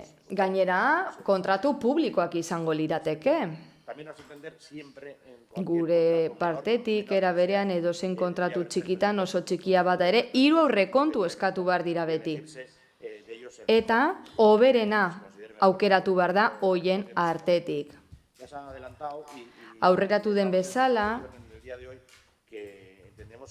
gure ustez, Proposamenaren bigarren partea, irizpide teknikoa izatea getxoko enpresa kontratatzearena, ondo iruditzen zaigu, asmoa ona da, baina Damoklesen espata bezalakoa da. Bilbok egiten badu bardina, Barakaldok egiten badu berdina, Leioak egiten badu bardina, edo guztiok egiten badute bardina, eta kontratu txikietan bertako enpresak bakarrik kontratatuko badira, getxon hainbat enpresari eta profesional ditugu, beste administrazio batzuekin lan egiten dutenak, txostenak egin behar dituztenak beste udal batzuetarako,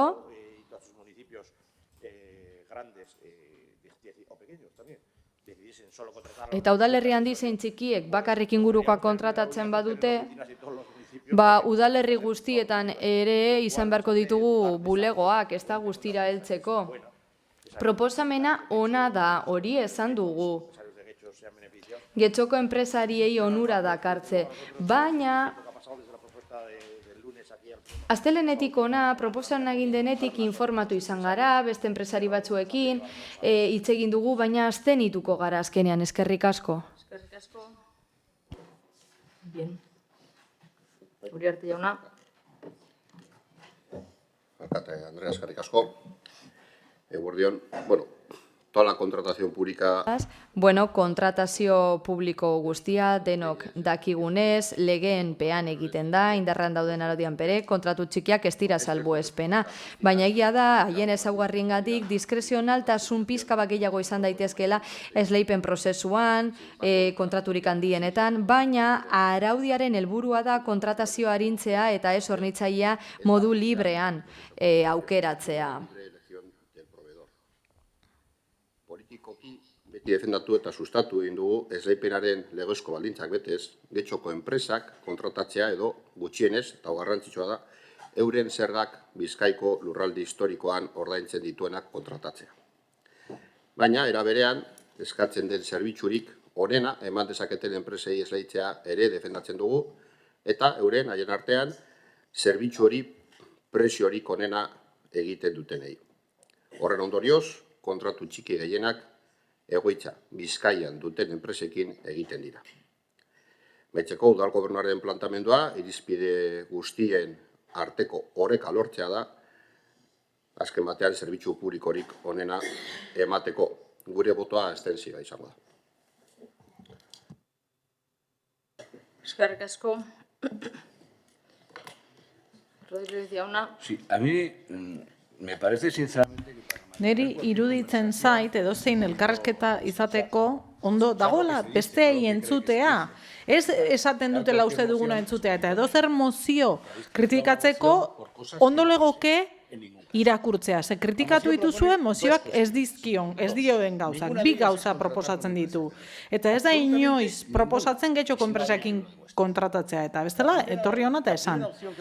Lehenengo aukera da udal teknikariek legezkotasuna beteta, legea beteta, beti legea beteta, aintzat hartzea beti zer modutan lortu daiteken tokiko ekonomiaren onura aintzat hartuta getxoko enpresak. Ez dio getxoko enpresa kontratatu behar direla eta bigarrenak dio kontratu txiki bat egiten den bakoitzean ez getxoko enpresa bat kontratatzea baizik eta behintzat gutxienez getxoko enpresa bati aurrekontua eskatzea eta gero teknikariak erabakiko du zein den eskaintzarik onena eta norduen kalitate prezio erlaziorik onena. Baina beti kritikatzen badugu mozioan esaten ez den zerbait, barazoa dator.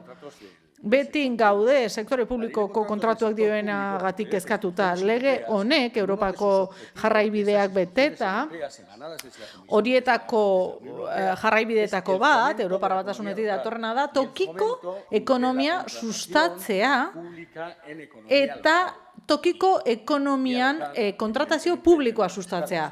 Tokiko ekonomia eskalen araberakoa izango da, baina getxon, getxokoa da. Eta niri oso desberdina iruditzen zait Portugalete tokikotzat jotzea, ni ere ez naiz tokikoa Portugaleten. Eta Elkarrekin Podemosi ez dakit ze gertatzen ari zaino azkenean, muturrera joaten da, ez? Bai, beste irizpide batzu daude esaten zuen, noski badaude beste irizpide batzuk, baina irizpide batetaz ari gara. Lehen, etxebizitzaz hitz egiten ari gainenean, plan bat eskatzen zen, bai, baina has gaitezen plan hori egiten. Eta hemen hitz egin dezagun ekonomia lokalaz, tokiko ekonomiaz. Zer eskatzen diegu? Aurrekontuak eta aintzat hartzea, inork ez du esan, gobernuak bai ala bai getxoko enpresak kontratatu behar dituenik. Eta bestela, ez dakit nozioa gaizki idatzi dugun, baina bestela azaldu ze puntutan ikusi duzuen zuek, dioela nahita ez kontratatu behar direla getxoko enpresak, edo ez dela 2017ko kontratuen legea aintzat hartu behar, eta getxoko enpresak kontratatu behar direla. Eta ez badu alakori jartzen zergatikan kritika hauek. Gutxienez, kontratu txikiak, gutxienez aurrekontu bat getxoko enpresa batekin. Batez ere, 30 enpresa ditugunean, holako zerbitzuak ematen dituztenak. Norbaitek, Benito jauna. Sí, gracias, señora alcaldesa. Bai, eskerrik asko alkate Andrea, mozioa irakurri dugu, eta gure taldean hausnartu dugu, ari buruz, baina hala ere ez gaude ados proposamenarekin. Irizpide bat jartzen da, getxoko ekonomia sustatzea, baina aintzat hartu behar dira proposamenak izango dituen eraginak kontratazio publikoan eta tokiko ekonomian, eta hor datoz desadostasunak. Adibidez, Leioako enpresak ez dira izango tokiko enpresak, baina bai da tokiko ekonomia, ez da? Eta hau irizpide bat da, noski, eta beste 11 daude. Baina garrantzitsuagoak iruditzen zaizkigu beste irizpide horiek, eta interesgarriagoa iruditzen zaigu beste udalerri bateko enpresa bat kontratatzea, Erandiokoa edo Leioakoa, ekonomia sozialaren barruan baldin badago, eta hornidura ekologikoa bermatzen badu, edo enpresa horrek langileen eskubideak errespetatuko baditu, horiek irizpide interesgarriagoak iruditzen zaizkit. Eta gainera, ez nago alderdi sozialistako zinegotziak esandakoarekin ados, horrek arriskuan jartzen dituela teknikariak. Ez da inola ere. Ez dut uste inolako arriskurik dagoenik tresnak jartzen baditugu erosketa publiko erantzukizunezkoa sustatzeagatik, eta inpaktua izango duena ekonomia lokalean eta arduratsuan, eta ez dago inolako pegarik erosketa publiko gardena sustatzeagatik, ez? Ez daitezen horrela, beti enpresa, ez dazkizkion enpresa berari esleitu beti, hori ez, eskuz, kontratu guztiak. Nik uste eta aurrekontua, edo aurrekontu eskaera eskatu dakiekeela 11 enpresari, eta horrek ez du dituela arriskuan jartzen ez udala, ez udal teknikariak. Kontrakoa, sekulako hobekuntzak ekarriko lituzke. Eskerrik asko, Gonzalo jauna. Gracias, solamente por matizar. Ñabardura bat, besterik ez. Vuelve a insistir con lo de las 30 empresas. 30 enpresaren kontua aipatu duzu berriz. Ni ez naiz banan 30ak egiaztatzera joan, Bilduko bozeramaileak ere seguru ez duela egin. Baina galdetu nuen, ea bazeuden 30 publizitate enpresa helburua betezaketenak esan ziaten ez, getxon ez. Enpresetako batzuek agian betezaketen kontratua eta kontratatu izan dira beste batzuetan. Elkarrekin Podemoseko bozeramaileak dioenari dagokionez, nire ustez, politikariok ahalik eta gutxien esku hartu behar dugu kontratazio prozesuetan, teknikarien esku utzi behar dugu. posible contratar con empresas de Getxo. Noski, ondo hoberena da, Getxoko edo Bizkaiako enpresekin kontratatu, baina guk ez genuke esku sartu behar hor. Hori da nire iritzia. Beste norbaitek, Andrade jauna. Sí, gracias. Yo por aclarar. O sea, Nik ere argitu nahi dut proposamenaren bigarren zatia, Getxoko enpresei aurrekontuak eskatzea, noski nola ez, beti 3, ez bat bakarrik, 3 gutxienez eskatu beharko lirateke. Baina gure zalantza da, ez lehenengo atalean, guk jarraibide bat ematen badiogu gure teknikariei esanez, ahalik eta gehien indartzea Getxoko ekonomia, horrek ondorioak izan ditzake.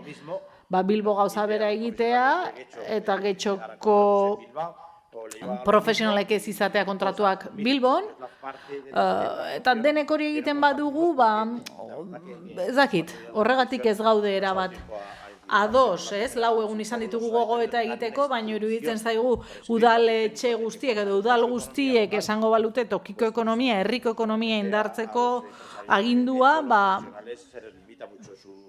Getxoko enpresaburuei edo enpresei asko mugatuko litzaieke jarduera, ez? Ezin badira beste udaletako lanetan sartu. Hori da gure zalantza. Eskerrik asko, beraz bozketara pasatuko gara, aldeko bozkak, EH Bildu taldekoak, kontrakoak, ez daude abstentzioak, Partido Popularra, Elkarrekin Podemos, PS Euskadiko Ezkerra eta Eusko Alderdi Jeltzalea. Eta honez beste, 70. puntura pasatuko ginateke, EH Bildu taldearen mozioa malakateak babestea. Zeinek du hitza hemen? Bilbao Anderea, zeurea txanda. Egunon, gure herriko ondare historikoarekin lotuta museo proposamena ekarri dugu berriro ere osoko bilkura honetara. Azken urteetan, hainbat proposamen aurkeztu ditugu gai honekiko lotuta, zoritzarrez. Getxoko udalaren jarrera bere horretan jarraitzen duelako. Gure udalerriko eraikin historikoak eta arkitektonikoki berezek diren eraikinak babestu beharrean euren eraistea ahalbidetzen duelako. Martxoko batzordeetan galdetu genuen Getxoko malakateen egoerari buruz eta hauek Bilboko udalarenak zirela erantzun ziguten. Hala ere, Getxoko ondarearen katalogoan malakateak lehen mailako babes berezia daukate eta Eusko Jaurlaritzaren izendapenaren arabera monumentu multzoa da. Tamalez, malakateen gaur egungo egoera oso kezkagarria da. Maidagan plazakoa eta Gabriel Ramos Uranga kalekoa izan ezik, beste 3 sastrakez beteta daude eta hondatzen ari dira. Eraikin erlijiosoak eta jauregiak ezetzik, arkitektura industriala eta haren inguruan sortutakoak ere babestu behar dira. Gure herriko historia eta nortasuna bizirik mantentzeko. Bereziak diren eraikina zahar berritu eta zaindu behar dira. Egoera honi, behin-behineko konponbidea emateko asmoz eta ondarea gure herrian bizi duen arriskua larria ikusita, honako akordio proposamena egiten diogu Getxoko osoko bilkurari.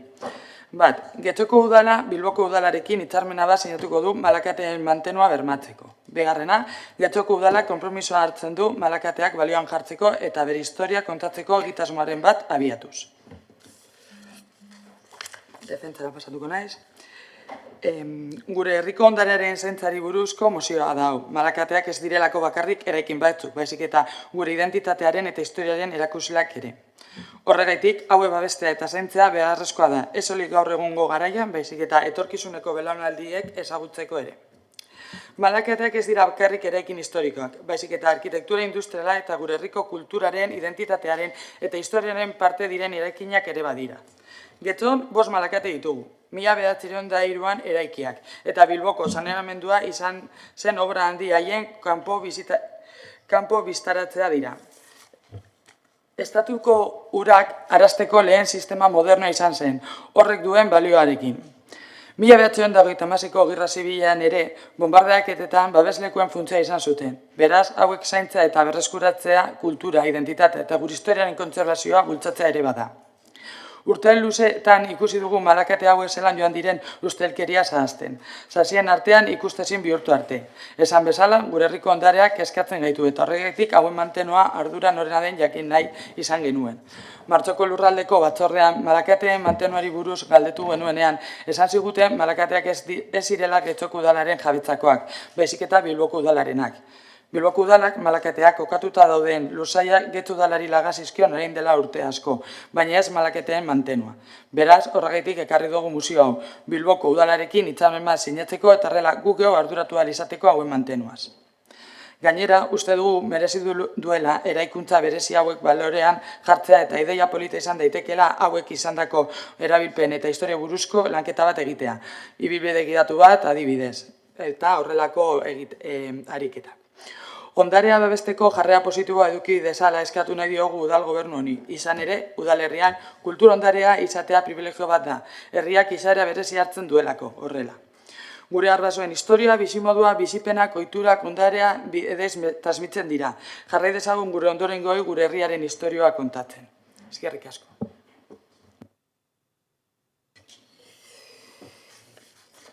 Zeinek Benito jauna. Sí, gracias, señora alcaldesa. Bien. Eskerrik asko alkate Andrea. Ados gaude mozioak dioenarekin eta azalpenarekin. Ze argi dago gobernu talde honek ez duela interes handirik Getxoko ondare materialagatik eta inmaterialagatik. Hemen badira interesatzen diren bi ondare mota. Bata da turismo erakargarria bihurtu daitekeena, eta horregatik interesgarria da ustiatzea, eta bestea da eraitsi daitekeena leku horretan beste pelotaze urbanistiko bat edo proiektu itzel bat egiteko. Malakateak ez daudenez kategoria hauetakoren batean, beste patu bat dute, aztura eta seguruenik vegetazioak, landareideak, benetan suntsituko dituzte behin betiko. Argi dago udalerri honetan arazo bat dugula ondarea kudeatzeari dagokionez. Hortxe ikusi genuen Lope de Vegaren eraikinen eraizketarekin, ikusi dugu San Nikolasekin geratu dena, RKN Musikebarri eta hor gertatu denarekin, ikusi dugu Villa Fernandan etxearekin ze gertatu den Algortan, eta Getxoko Punta Begoñako galeriakin ere zer gertatu zen, ez dezagun ahaztu, 10 urte baino gutxiago, ia Bartzelo hotel bat bihurtu ziren. Horregatik, abia puntu gisa,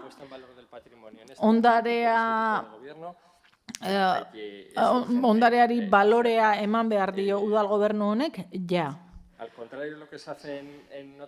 Beste hiri batzuetan egiten dena ez bezala, hemen ematen du erabat ezabatu nahi dugula auzoen identitatea eta inpertsonal bihurtu nahi ditugula. Ez dezaten izan inoloke interesik ez erakargarririk.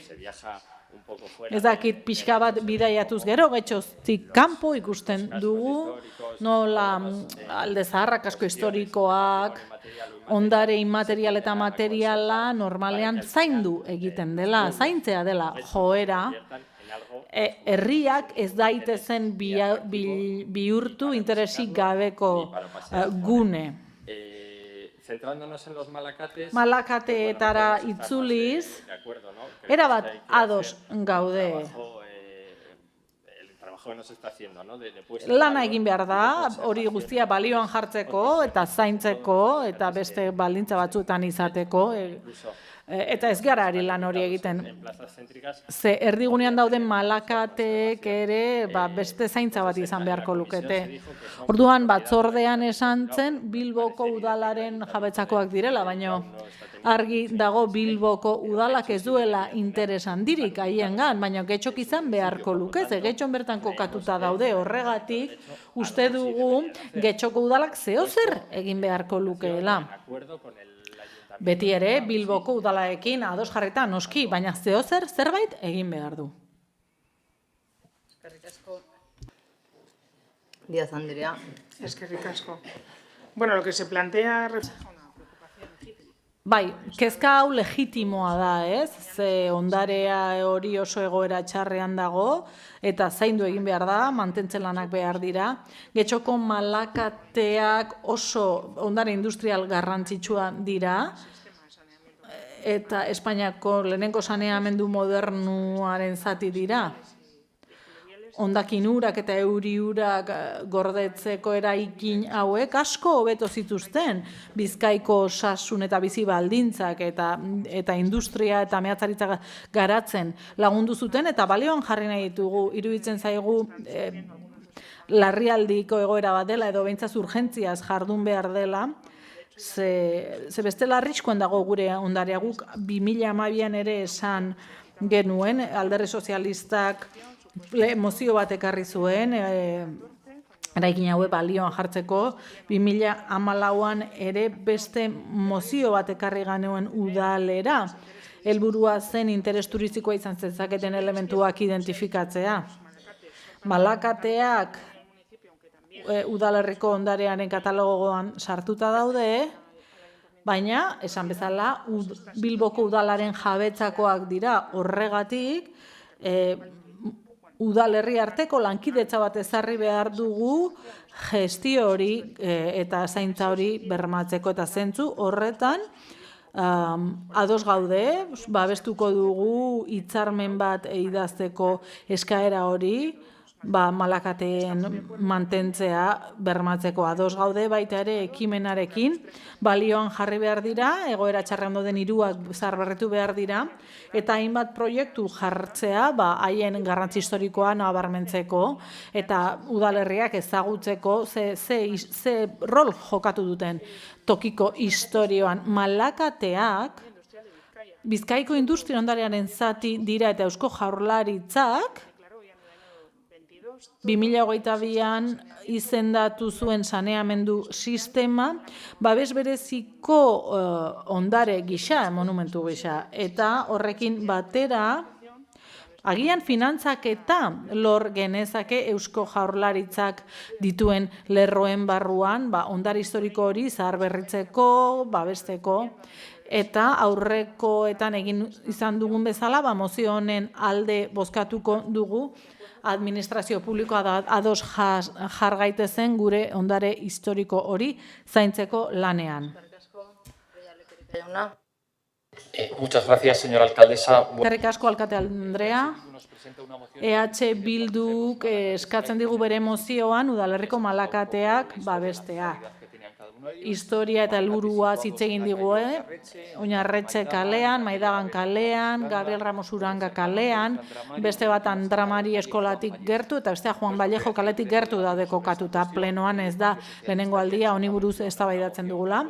Alderdi Sozialistak hitz egin du beste mozio batetaz, onartu zen mozio batetaz, zeinetan eskatzen zen udalerrian kokatutako 5 Malakateak balioan jartzea. Tamalez, udal gobernuek ez dute gauza handirik egin, eta eskuzabal izaten ari gara, hau esatean.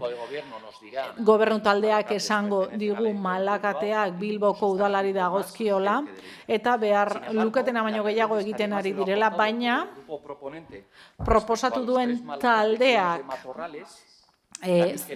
sastrakapean dauden Malakatei buruz esandakoz gain, esan behar dugu, hain gaizki ez daudenak pintadaz beteta daudela.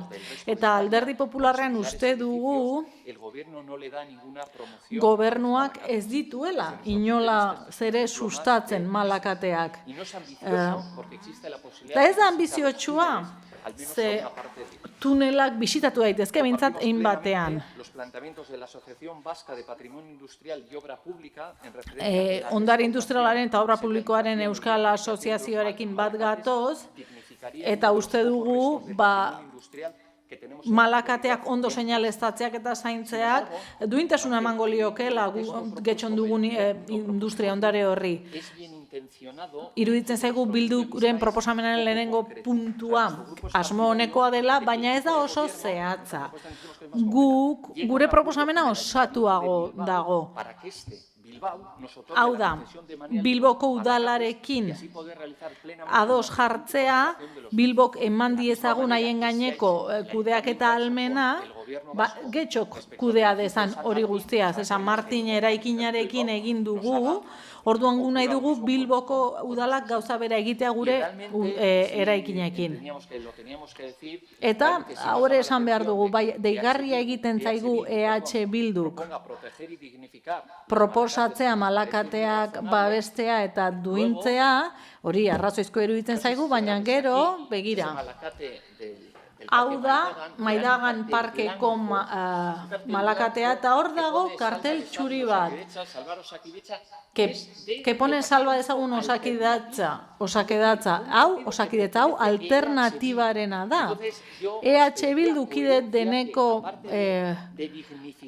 alderdi batekoa. Orduan izan zaitezte koherenteak.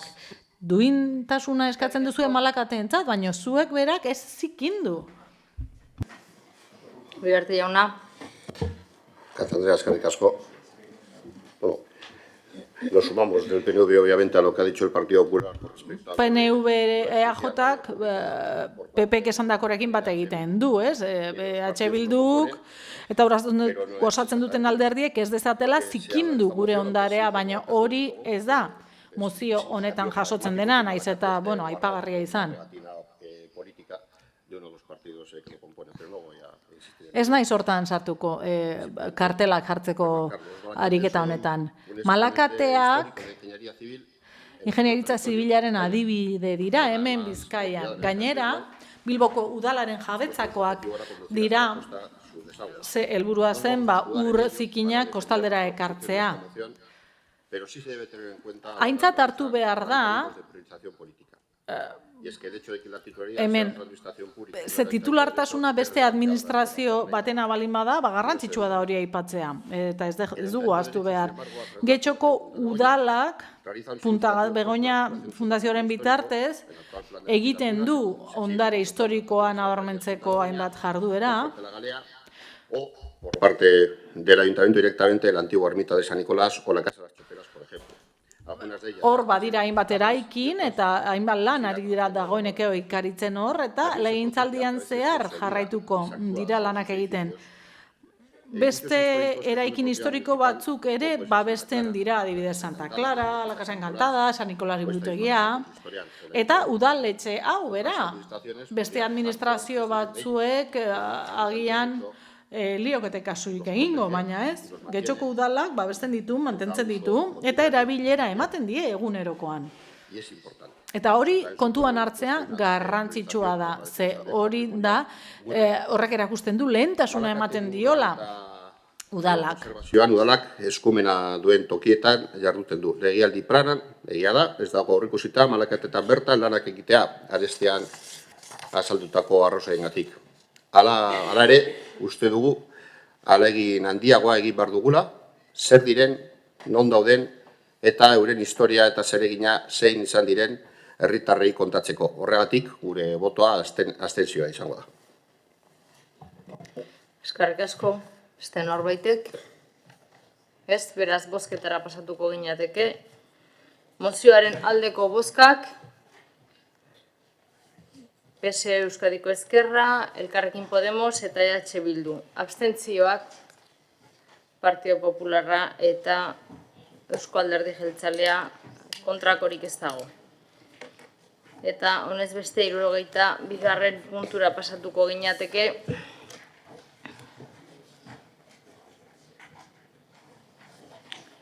Elkarrekin Podemos udal taldearen mozioa Romo eta Areta Algortarekin lotuko dituen bidegorri bat sortzea. Bai, Benito Jauna. Sí, gracias. Procedo a leer la moción en primer lugar. El uso de la bicicleta como medio de transporte más allá de... Gure gizartean geroz eta ohikoagoa da bizikleta garraiobide gisa erabiltzea, kirol eta aisialdirako erabiltzeaz gain. Hasieran helburu logikoekin diseinatzen ziren bidegorriak. Hala ere, gaur egungo hirigintzaren helburua da bizikleta bideak garraio jasangarrirako ibilbide eta konponbideak izatea, herritarrek egunero erabilia izan ditzaten. Gure udalerria guztiz hiritartu da eta biztanle ugari daude bertan. Hala, bi biztanle gune nagusi daude. Argi eta Garbi bereiziak, Areta, Romo eta Algorta. Eta horien herriguneak erraz identifikatzen dira metroko geltokien plazak direla eta Xake plaza naiz Tailetxe plaza. Ukaezina da herritarra asko auzo batetik bestera doazela egunero edo sarritan. Hala ere, gaur egun, oraindik ez daukagu bi herrigune horiek egoki eta azkar lotuko dituen bizikleta biderik. Eskari askoko guneak lotuz eta bizikletaz mugitzeko aukera eroso eta seguru eskainiz, bidegorri mota horien bide sustatzen da eguneroko joan etorrietan bizikleta gehiago erabiltzea. Eta horrek eragin positiboak dakartza. Kutsadura gutxiago izatea, kaletatik dabiltzan autopribatoa murriztea, trafikoa baretzea, zarata murriztea, eta abar. Horren bestez, proposatzen dugu lehentasuna ematea aipatutako herriguneak, Romoare eta Algorta, lotuko dituen bidegorria egitean bizikletarako azkarren eta eroson izango den trazatua baliatuz, beti ere gure hiri bilbeak eta orografiak ahalbidetzen dutenaren baitan. Hori guztia dela eta honako erabaki proposamen hau helarazi nahi diogu Getxoko udalaren osoko bilkurari Romo eta Areetako herriguneak eta Algortakoa lotzea bidegorri baten bitartez. Bien, paso a defender la moción. Orain defentsa. Mugikortasun jasangarria da udalen lehentasunezko eremuetako bat, eta hori landu behar dute ez bakarrik legeak esaten duela, baizik eta berezko interes batengatik, eta horregatik interesa ez da isurketak murriztea, baita ere mugikortasuna, herriarteko mugikortasuna erraztea, eta hiri erdiguneak ingurune lasaiago eta osasungarriago bihurtzea bizilagunentzat. Horrekin lotuta, kontuan izan behar da, mugikortasuna, bizikletazko mugikortasuna oso garrantzitsua izan dela beti. Hau guztia Getxora ekarriz, ikusten dugu Getxok premia handiak dituela mugikortasunari dagokionez, bere auzo banaketa dela. Eta batez ere, bi herrigunetan banatuta dagoela, ondo bereizitako bi gunetan, Romoare eta Algorta esan dugun bezala. Bi gune horietan biltzen da biztanleriaren zatirik handiena eta denda gehienak eta zerbitzu gehienak horregatik, hoien arteko lotura bultzatu behar dugu garraiobide jasangarrian eta lehentasunezkotzat ezarri behar dugu bide gorri horren eraikuntza. Ez dauka zentzurik ez egotea halako bide gorririk bi guneak konektatuko dituena eta gai hau atzeratzea jakin gabe noiz arte, ez? Zer Romoareetako bizilagunek azkenean, bizilagunak lehenago iritsiko dira Bilbora bizikletaz Algortara, baino horregatik bultzada handi bat eman behar diogu bizikleta bidezko mugikortasunari eta ez bakarrik bidegorrien erabilera ludikoari, eta helburu hori beti izan behar dugu buruan. Ez, hasiera batean, bidegorriak esan duan bezala, erabilera ludikoarekin zeuden lotuta gaur zugazarteko paseoa dugu, baina gaur egun zorionez, pentsatzen dugu bidegorriak egunerokoan ere erabili behar ditugula, eta gure taldetik proposatu dugu bi bidegorri horiek eraikitzea, ez, zugazartetik ia paraleloan dijoaztenak bultzatu nahi dugu erabilera ludikoa eta egunerokoan edo mugikortasun zerbitzu gisa erabiltzea. Noski, zaila da Romoare eta Algorta konektatzea, altura garaiera desberdinetan daude, trenbidea dago tartean, herrigune horietan eskuo hartzeak egin behar dira, baina aukerak badaude. Algortako torbidetik egin daiteke, Basagoititik egin daiteke, agian konektatu liteke Euskal Herriako atzealdeataren erazteko bidegorria Euskal Herri kaletik. Aukera asko daude eta zer falta da aztertzea ze aukera izango litzateken egokiena eta martxan jartzea. Baina beti kontuan izan da hoberena dela bi geltokien plaza horiek konektatzea. Ze hori da Romoare eta Algorta auzoen erdigunea. Aukera horietatik guztietatik batzuk 2017ko PEMUSan jasota zeuden, beraz, ideia hor zegoen. Badakigu ez garela ari inolako proposamen berririk egiten, baina orain zer egin behar da, asteko lehentasuna eman bidegorrien zabaltzeari, udalaren eta udal gobernuaren jarduketaren barruan, eta lan horren baitan lehentasuna eman behar diogu zerbitzu handien emango lukeen trazaketa horri, ez? Hori, bizilagunek gehien erabiliko luketena, eta hori da, bi nukleo horiek, edo herrigune horiek, konektatzea. Díaz Anderea. Eskerrik asko. Bueno, es claro, el compromiso. Argi dago, gobernu talde honek konpromisoa duela. Horrekin, etorkizunera begira, udalerri konprometitua gara, mugikortasuna eta jasangarritasuna sustatu nahi ditugu, eta hori etengabe hobetzen dugu hainbat urtetan esan izan dugu, eta konpromiso hau formalizatuta dago. Legegintzaldi planean, aurten zein aurrekoetan. Nik uste dut oso garrantzitsua dela lan politikoa, lan teknikoa ezagutzea, eta lan egiten aritu gara bidegorri sarea zabaltzeko, Getxoko leku askotan egin bezala, proiektu estrategikoak dira, Zugazarte torbidean, Kale Nagusian. Bizikleta oroar berriro fadura inguruan eta lurpeko tarte hortan berriro erabiltzeko. Eta neurri hauekin guztiekin bizikidetza hobetzen dugu eta errepidea seguruago bihurtzen dugu bizikletentzat. Jarraitu dugu baita ere bidegorri sarearekin areetan. Kale Nagusiaren bigarren birmoldaketa fasea aprobetxatu zain zuzen ere, gure legegintzaldiko planean agertzen da bidegorri sarea. Areagotzea udalerri osoan, Euskal Herria atzetik, Sarriko Basoraino, Aizerrota inguruan. Esan beharra dugu, Algorta eta Areeta batzen dituen bidegorria aurrerapen nabarmena izan dela. Hala ere, esan beharra dugu, jada egin dago plangintza, gobernu taldeak izandakoa errespetatu behar dela, hori delako guk daukagun ibilbide horria. Eta lan guztiak gauzatzen direnean, jarraituko dugu itinerario berriak sortzen gure udalerrian. Zentzu horretan. Bidegorrien planifikazio fasea bukatzen dugunean, baloratuko dugu beste itinerario bat egin daitekeen Algorta eta artean.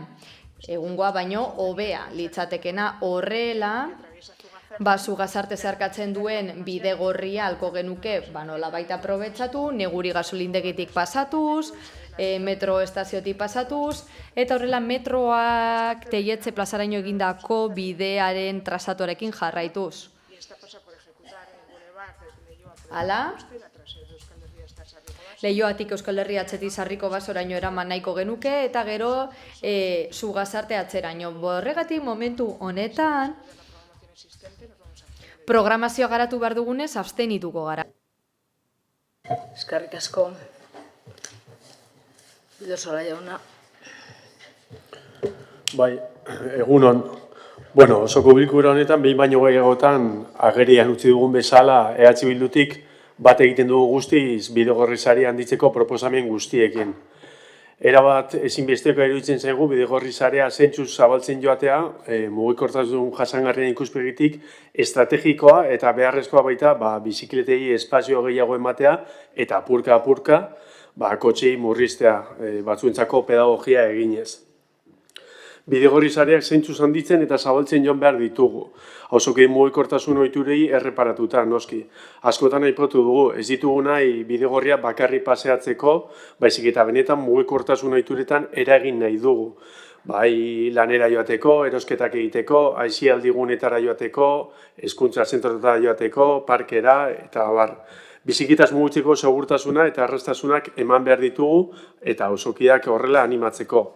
Norabide honetan, uste dugu ezinbestekoa dela mugikortasuna eta bidegorri sareak modu integralean lantzea eta ez jartzea partxeak han eta hemen, urtetan egin den bezala. Inora eramaten ez gaituzten bidegorri zatiak egin, elkarren arteko loturarik gabe. Planifikatu eta lehentasuna markatu behar dira, orain entzun izan dugun bezala, badirudi hori badatorrela, ea noiz etorriko den. Elkarrekin Podemosek aurkeztu duen proposamena begionez ikusten dugu, gaur egun ez dagoelako Algortako goiko eta beko guneak lortzen dituen bidegorririk. Baina zoritzarrez ez da inguru bakarra, ez da gutxiago ere, aipatu den Angel etorbidean, Maidagan kalean Andramari Kiroldik eta Aizarrotaraino, Oiarritzetik Berangoraino, Goierritik Peruriaino, eta hainbat ekarri nitzakeen Baizarriko bason edo Algorteko etorbidean. Beraz, lan handia daukago oraindik egiteko, eta orain arte bezala EH Bildu beti prest jarraituko dugu ekarpenak egiteko, eta norabide horretan urratsak emoten. Eta, gaur gertatukoa ikusita, guk azaldu nahi dugu, esan dugun bezala, uste dugu bidegorri bakarra egitea ez dela nahikoa. Azaldu dudan bezala, uste dugu urrunago joan behar garela eta plan integrala izan behar dugula, edo mahai gainean jarri behar dugula. Baina zuek ez bezala, naiz eta guretzat zuen proposamena nahiko eskasa iruditu, uste dugu mozioa babestu behar dugula aurrera pausu bat delako. Eta pena, gaur gertatuen bezala, pena zuek ez babestu izana lehengo gure bi mozioak.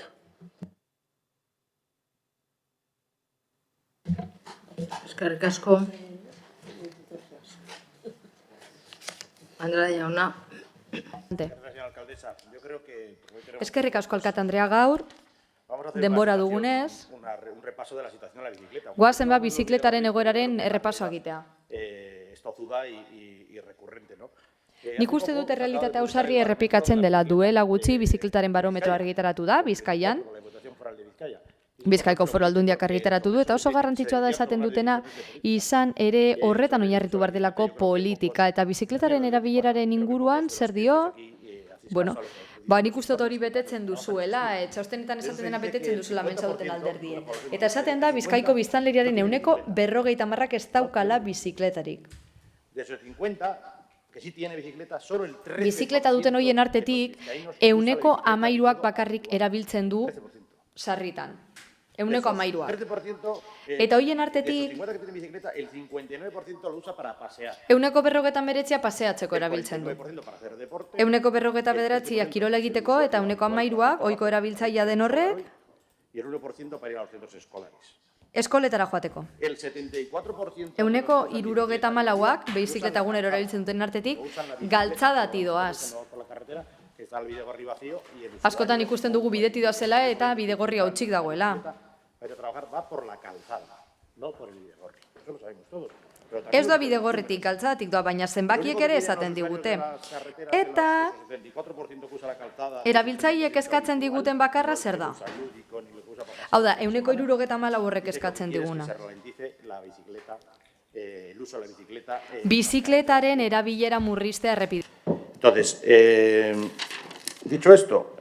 Hau esan da, mozioaren premisa gezurra da. Areta eta Algortaren arteko konexioa bidegorriz badago. 2 edo 3 bidegorri dugu, bata kostaldetik doana, beste bat zentrotik, Sugazartetik orain areagotuko duguna,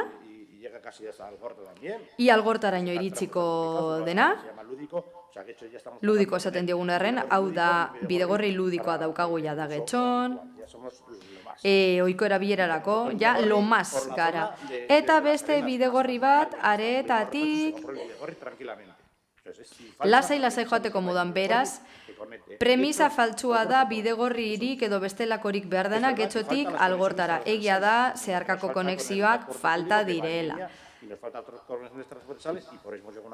Eta horregaitik, gobernu talderekin akordio batera iritsi gara Getxo busa izateko eta zeharkako modu batean auzo guztiak lotzeko gure udalerrian.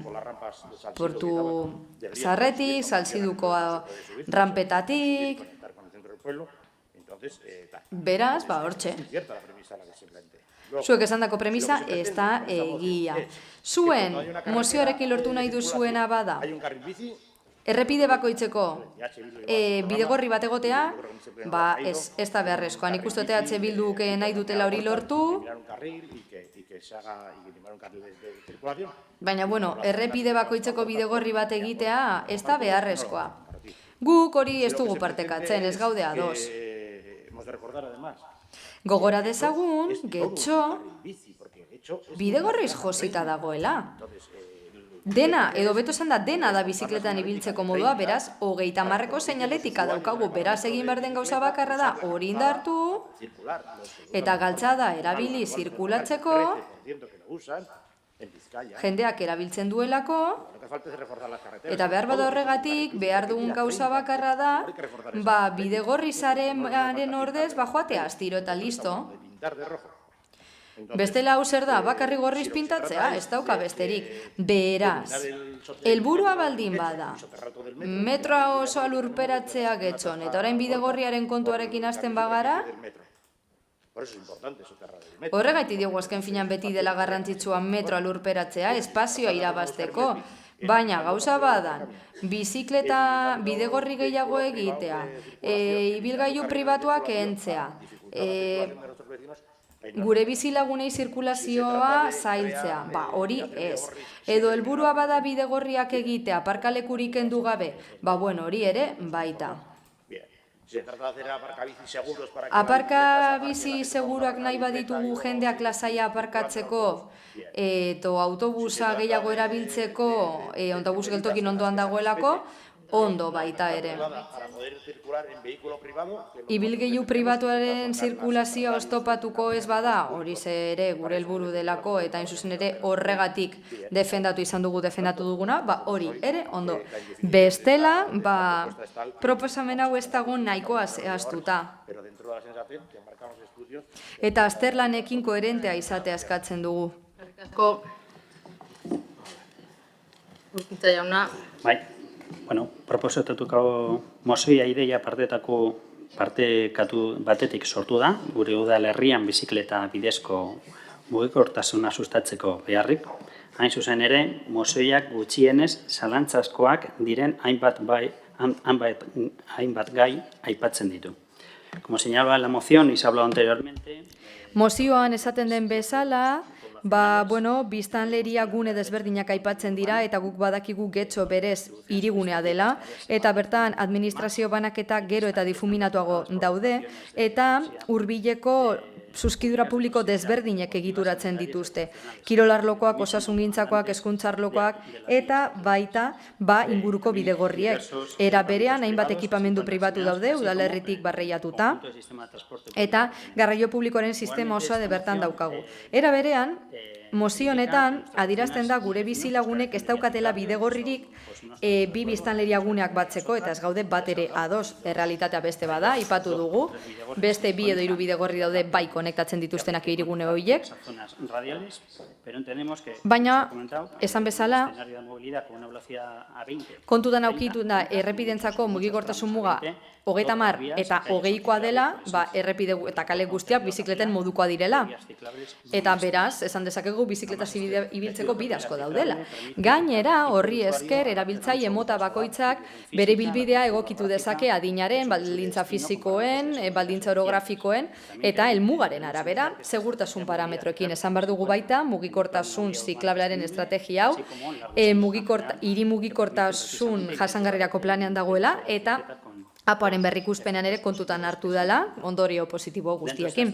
Estrategia honen baitan, aipatu nahi dugu baita ere, EH Bilduk esaten zuela guztia plano general batetik ikusi behar dela, eta obra hau kontutan izan behar dugu garestea dela, eta ez dela erraza, eta ez garela horrekin bakarrik geratu behar, Elkarrekin Podemosek esan bezala, ez da, azken finean, bidegorri hori ez da erraza egikaritzeko eta hain zuzen ere esan beharra dugu horregatik beragatik sentsibilizazio lan egin nahi dugula eta lan gehiago egin nahi dugula jasangarritasuna bidegorri zaretik haratago eroatera uste dugulago nahikoa delako eta egiten dela. Beraz, zentzu horretan, aipatu behar dugu, eskola bideakekin egindako lana, entzute aktibaren bitartez, mugikortasun aukerak aztertuz, hezkuntza zentroen inguruko bideetan, sentsibilizatuz, bai oinezkoen ikuspegitik zein txirrendularien ikuspegitik, beraiek eskatuta, bide batez, eta esan bezala momentu honetan zein da gure lehentasuna. Azken lurralde batzordean hitz egin genuen honen inguruan. Egungo bidegorria, Zugazartetik doana, itsasadarreko bulabarrarekin konektatu nahi dugu, horrela Getxo eta Bilbo konektatuta geratzeko inguruko gainerako udalerriekin. Eta horrela ingurumen kalitatea hobetuko dugu eta mugikortasun jasangarria sendotuko dugu bi udalerrietan.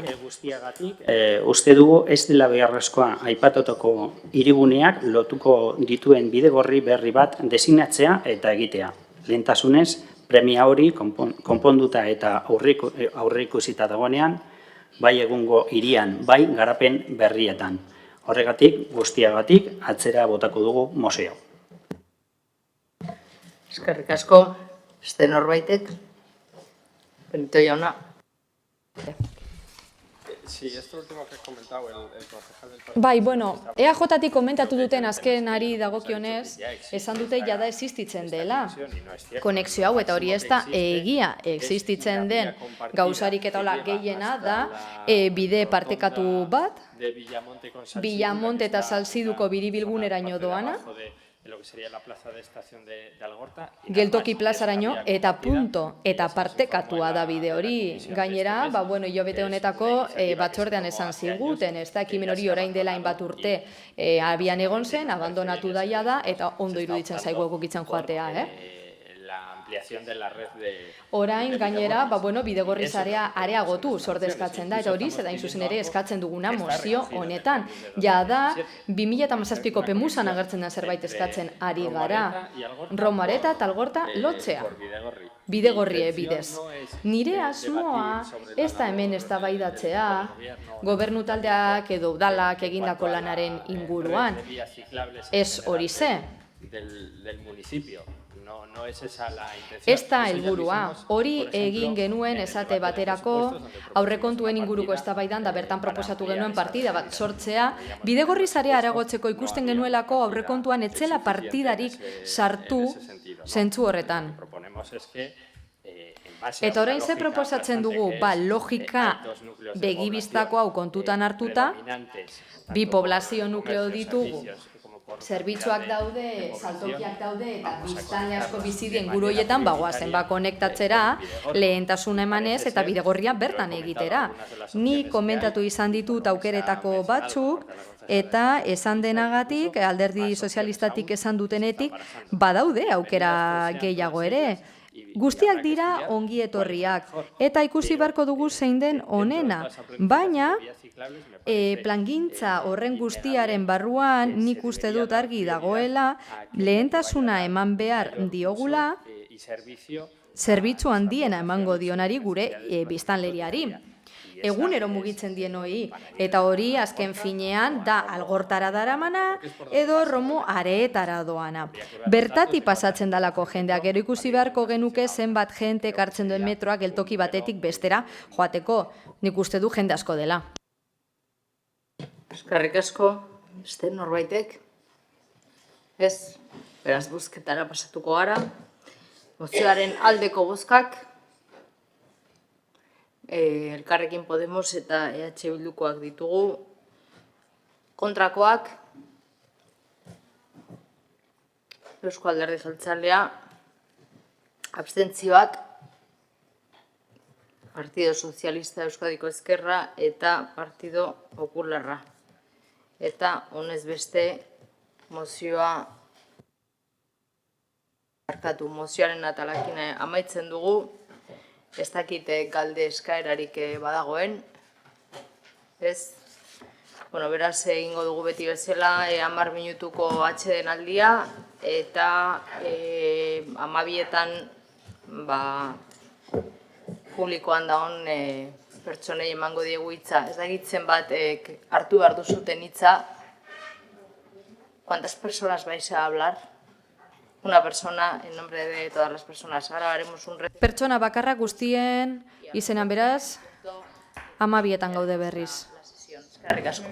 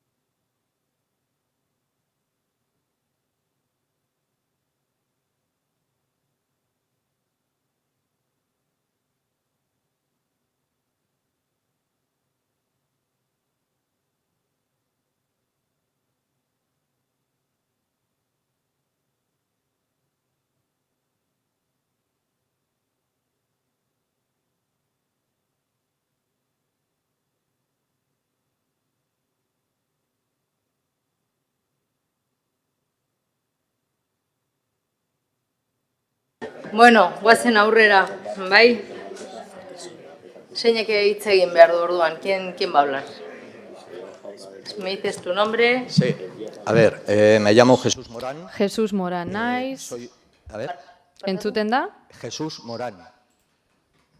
Jesus Moran Bueno, naiz. soy uno de los delegados de la empresa que está en huelga de Eta, bueno, Lorezaintza enpresako delegatuetako bat naiz, greban dagoena, eta aurreko egunean zuetako batzuekin batzeko aukera izan nuen, batzordetan, eta azaldu nizuen zein den arazoa. Baina hemen ere erregistratuta geratzea ere nahi genuen. Bueno, jakin dezazun bakarrik 7 minutu dituzu, eta hauka galdera bat egitea, eta nik, bueno, erantzungo dizut, baina ez dugu eztabaidarik irekiko. Pertsona guztiei azaltzen diet hori, Entonces, yo te hago alguna pregunta. Beraz, nik egingo dizut galdera bat nola doie. 7 minutu dituzu guztira. Vale. Eta gero bi erantzun nahi baduzu. Nik aldudan neurrian erantzungo dizut.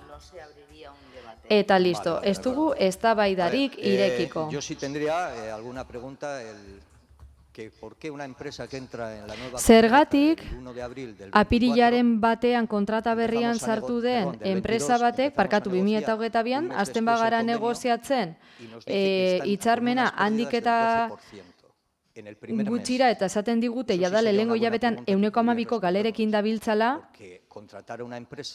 azaldu, azken finean, hasieratik galera dituen enpresa bat kontratatzean nola da ba? KPI-aren igoera bizi izan dugu, eta orain nahi dute KPI-aren azpitik sinatzea. 0,85ko aldea da, eta oso erraza da hori konpontzea. Nik azken finean aurre abisua erregistratu nuen grebarako, eta udalak bazekien guk zein diferentzia eskatzen genuen. Enpresari esan zitzaion baita, hau IKP-aren eguneraketarekin etzela konponduko. Gauza da, inork ez duela, asko galduko ilan 20 euro gehiago izateko.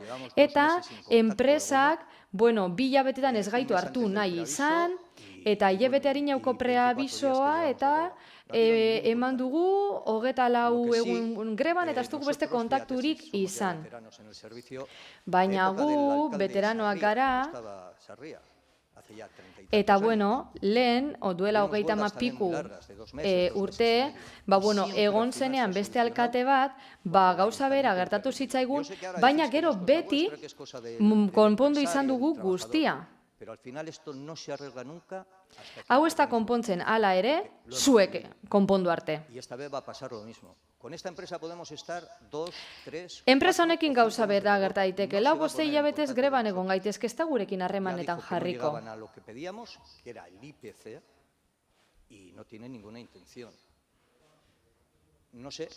Esan genion KPI-aren araberako igoera egiteko soldatari, eta ez dauka inongo asmorik ezertako ere.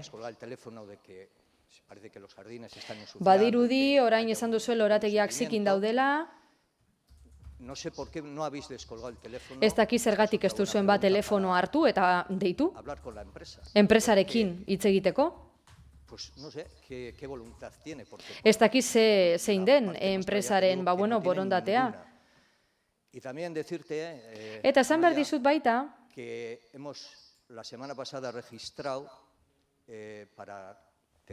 pasaden astean erregistratu genuela eskaera zurekin hitzordu bat izateko, zuzenean zuri azaltzeko gure arazoa. Guk ez dugu erosa ahalmena galtzen jarraitu nahi.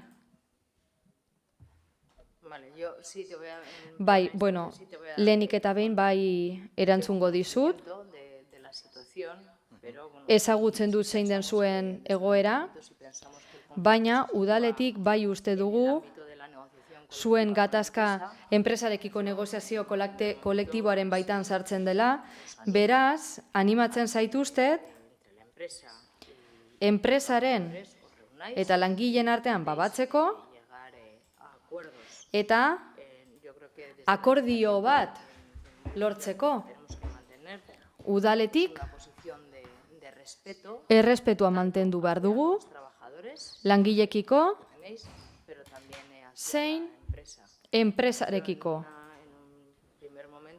Beraz, lehen momentu batean, animatuko zaituztet, guztiak esertzera, esan didazu oraindik esaretela enpresarekin hitz egiteko eseri, beraz, lehenengo beraiekin batzartu, eta soldata igoera horiek guztiak planteatu, eta negoziazioa eta elkarrizketa baliatzea nahi dut guztiak konpontzeko. Horize baino ezin dizuet esan. Ezagutzen duzuen egoera, baina bi alderdiak errespetatu behar ditut, enpresa eta langileak. Bueno, hala ere esan nahi dizut, gu ez garela eseri nahi ez direnak. Enpresa da. Esan digu, bere iritzia dena dela, eta ez dute eseri nahi. Guk ez da kontua, ez daukalagula bilerarik berarekin ez dugulako nahi. Ez, beraiek ez dute nahi.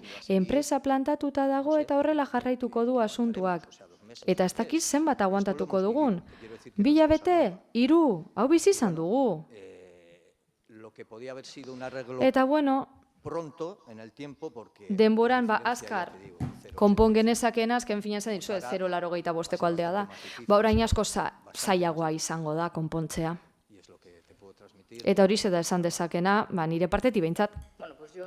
Nik animatzen zaituztet, saiatzera, berriro ere saiatzera, eta enpresarekin hitz egitera, batzartzera, eta negoziazio kolektiboaren baitan, akordioetara iristeko ahalegina egitea, irtenbidea bilatzeko. Eta hain gutxi eskatzen baduzue, lortzen duzuen. Azken galdera bat. Ez dakit erraza den erantzutea.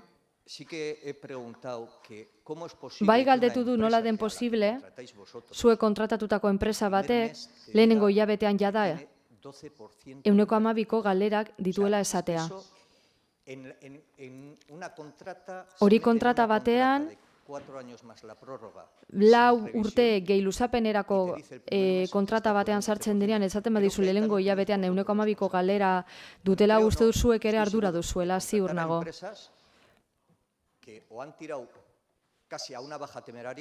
Uste dugu enpresek prezioak bajuegi jarri dituztela lehiaketa eramateko, bestela hau ez da normala, hau ez da inoiz gertatu. Eta hortazko dara matzagu. Ez da normalago erau, ez, lehenengo hilabetean 12% galera, eta ez dago berrikuspenik, ez dago ezer, eta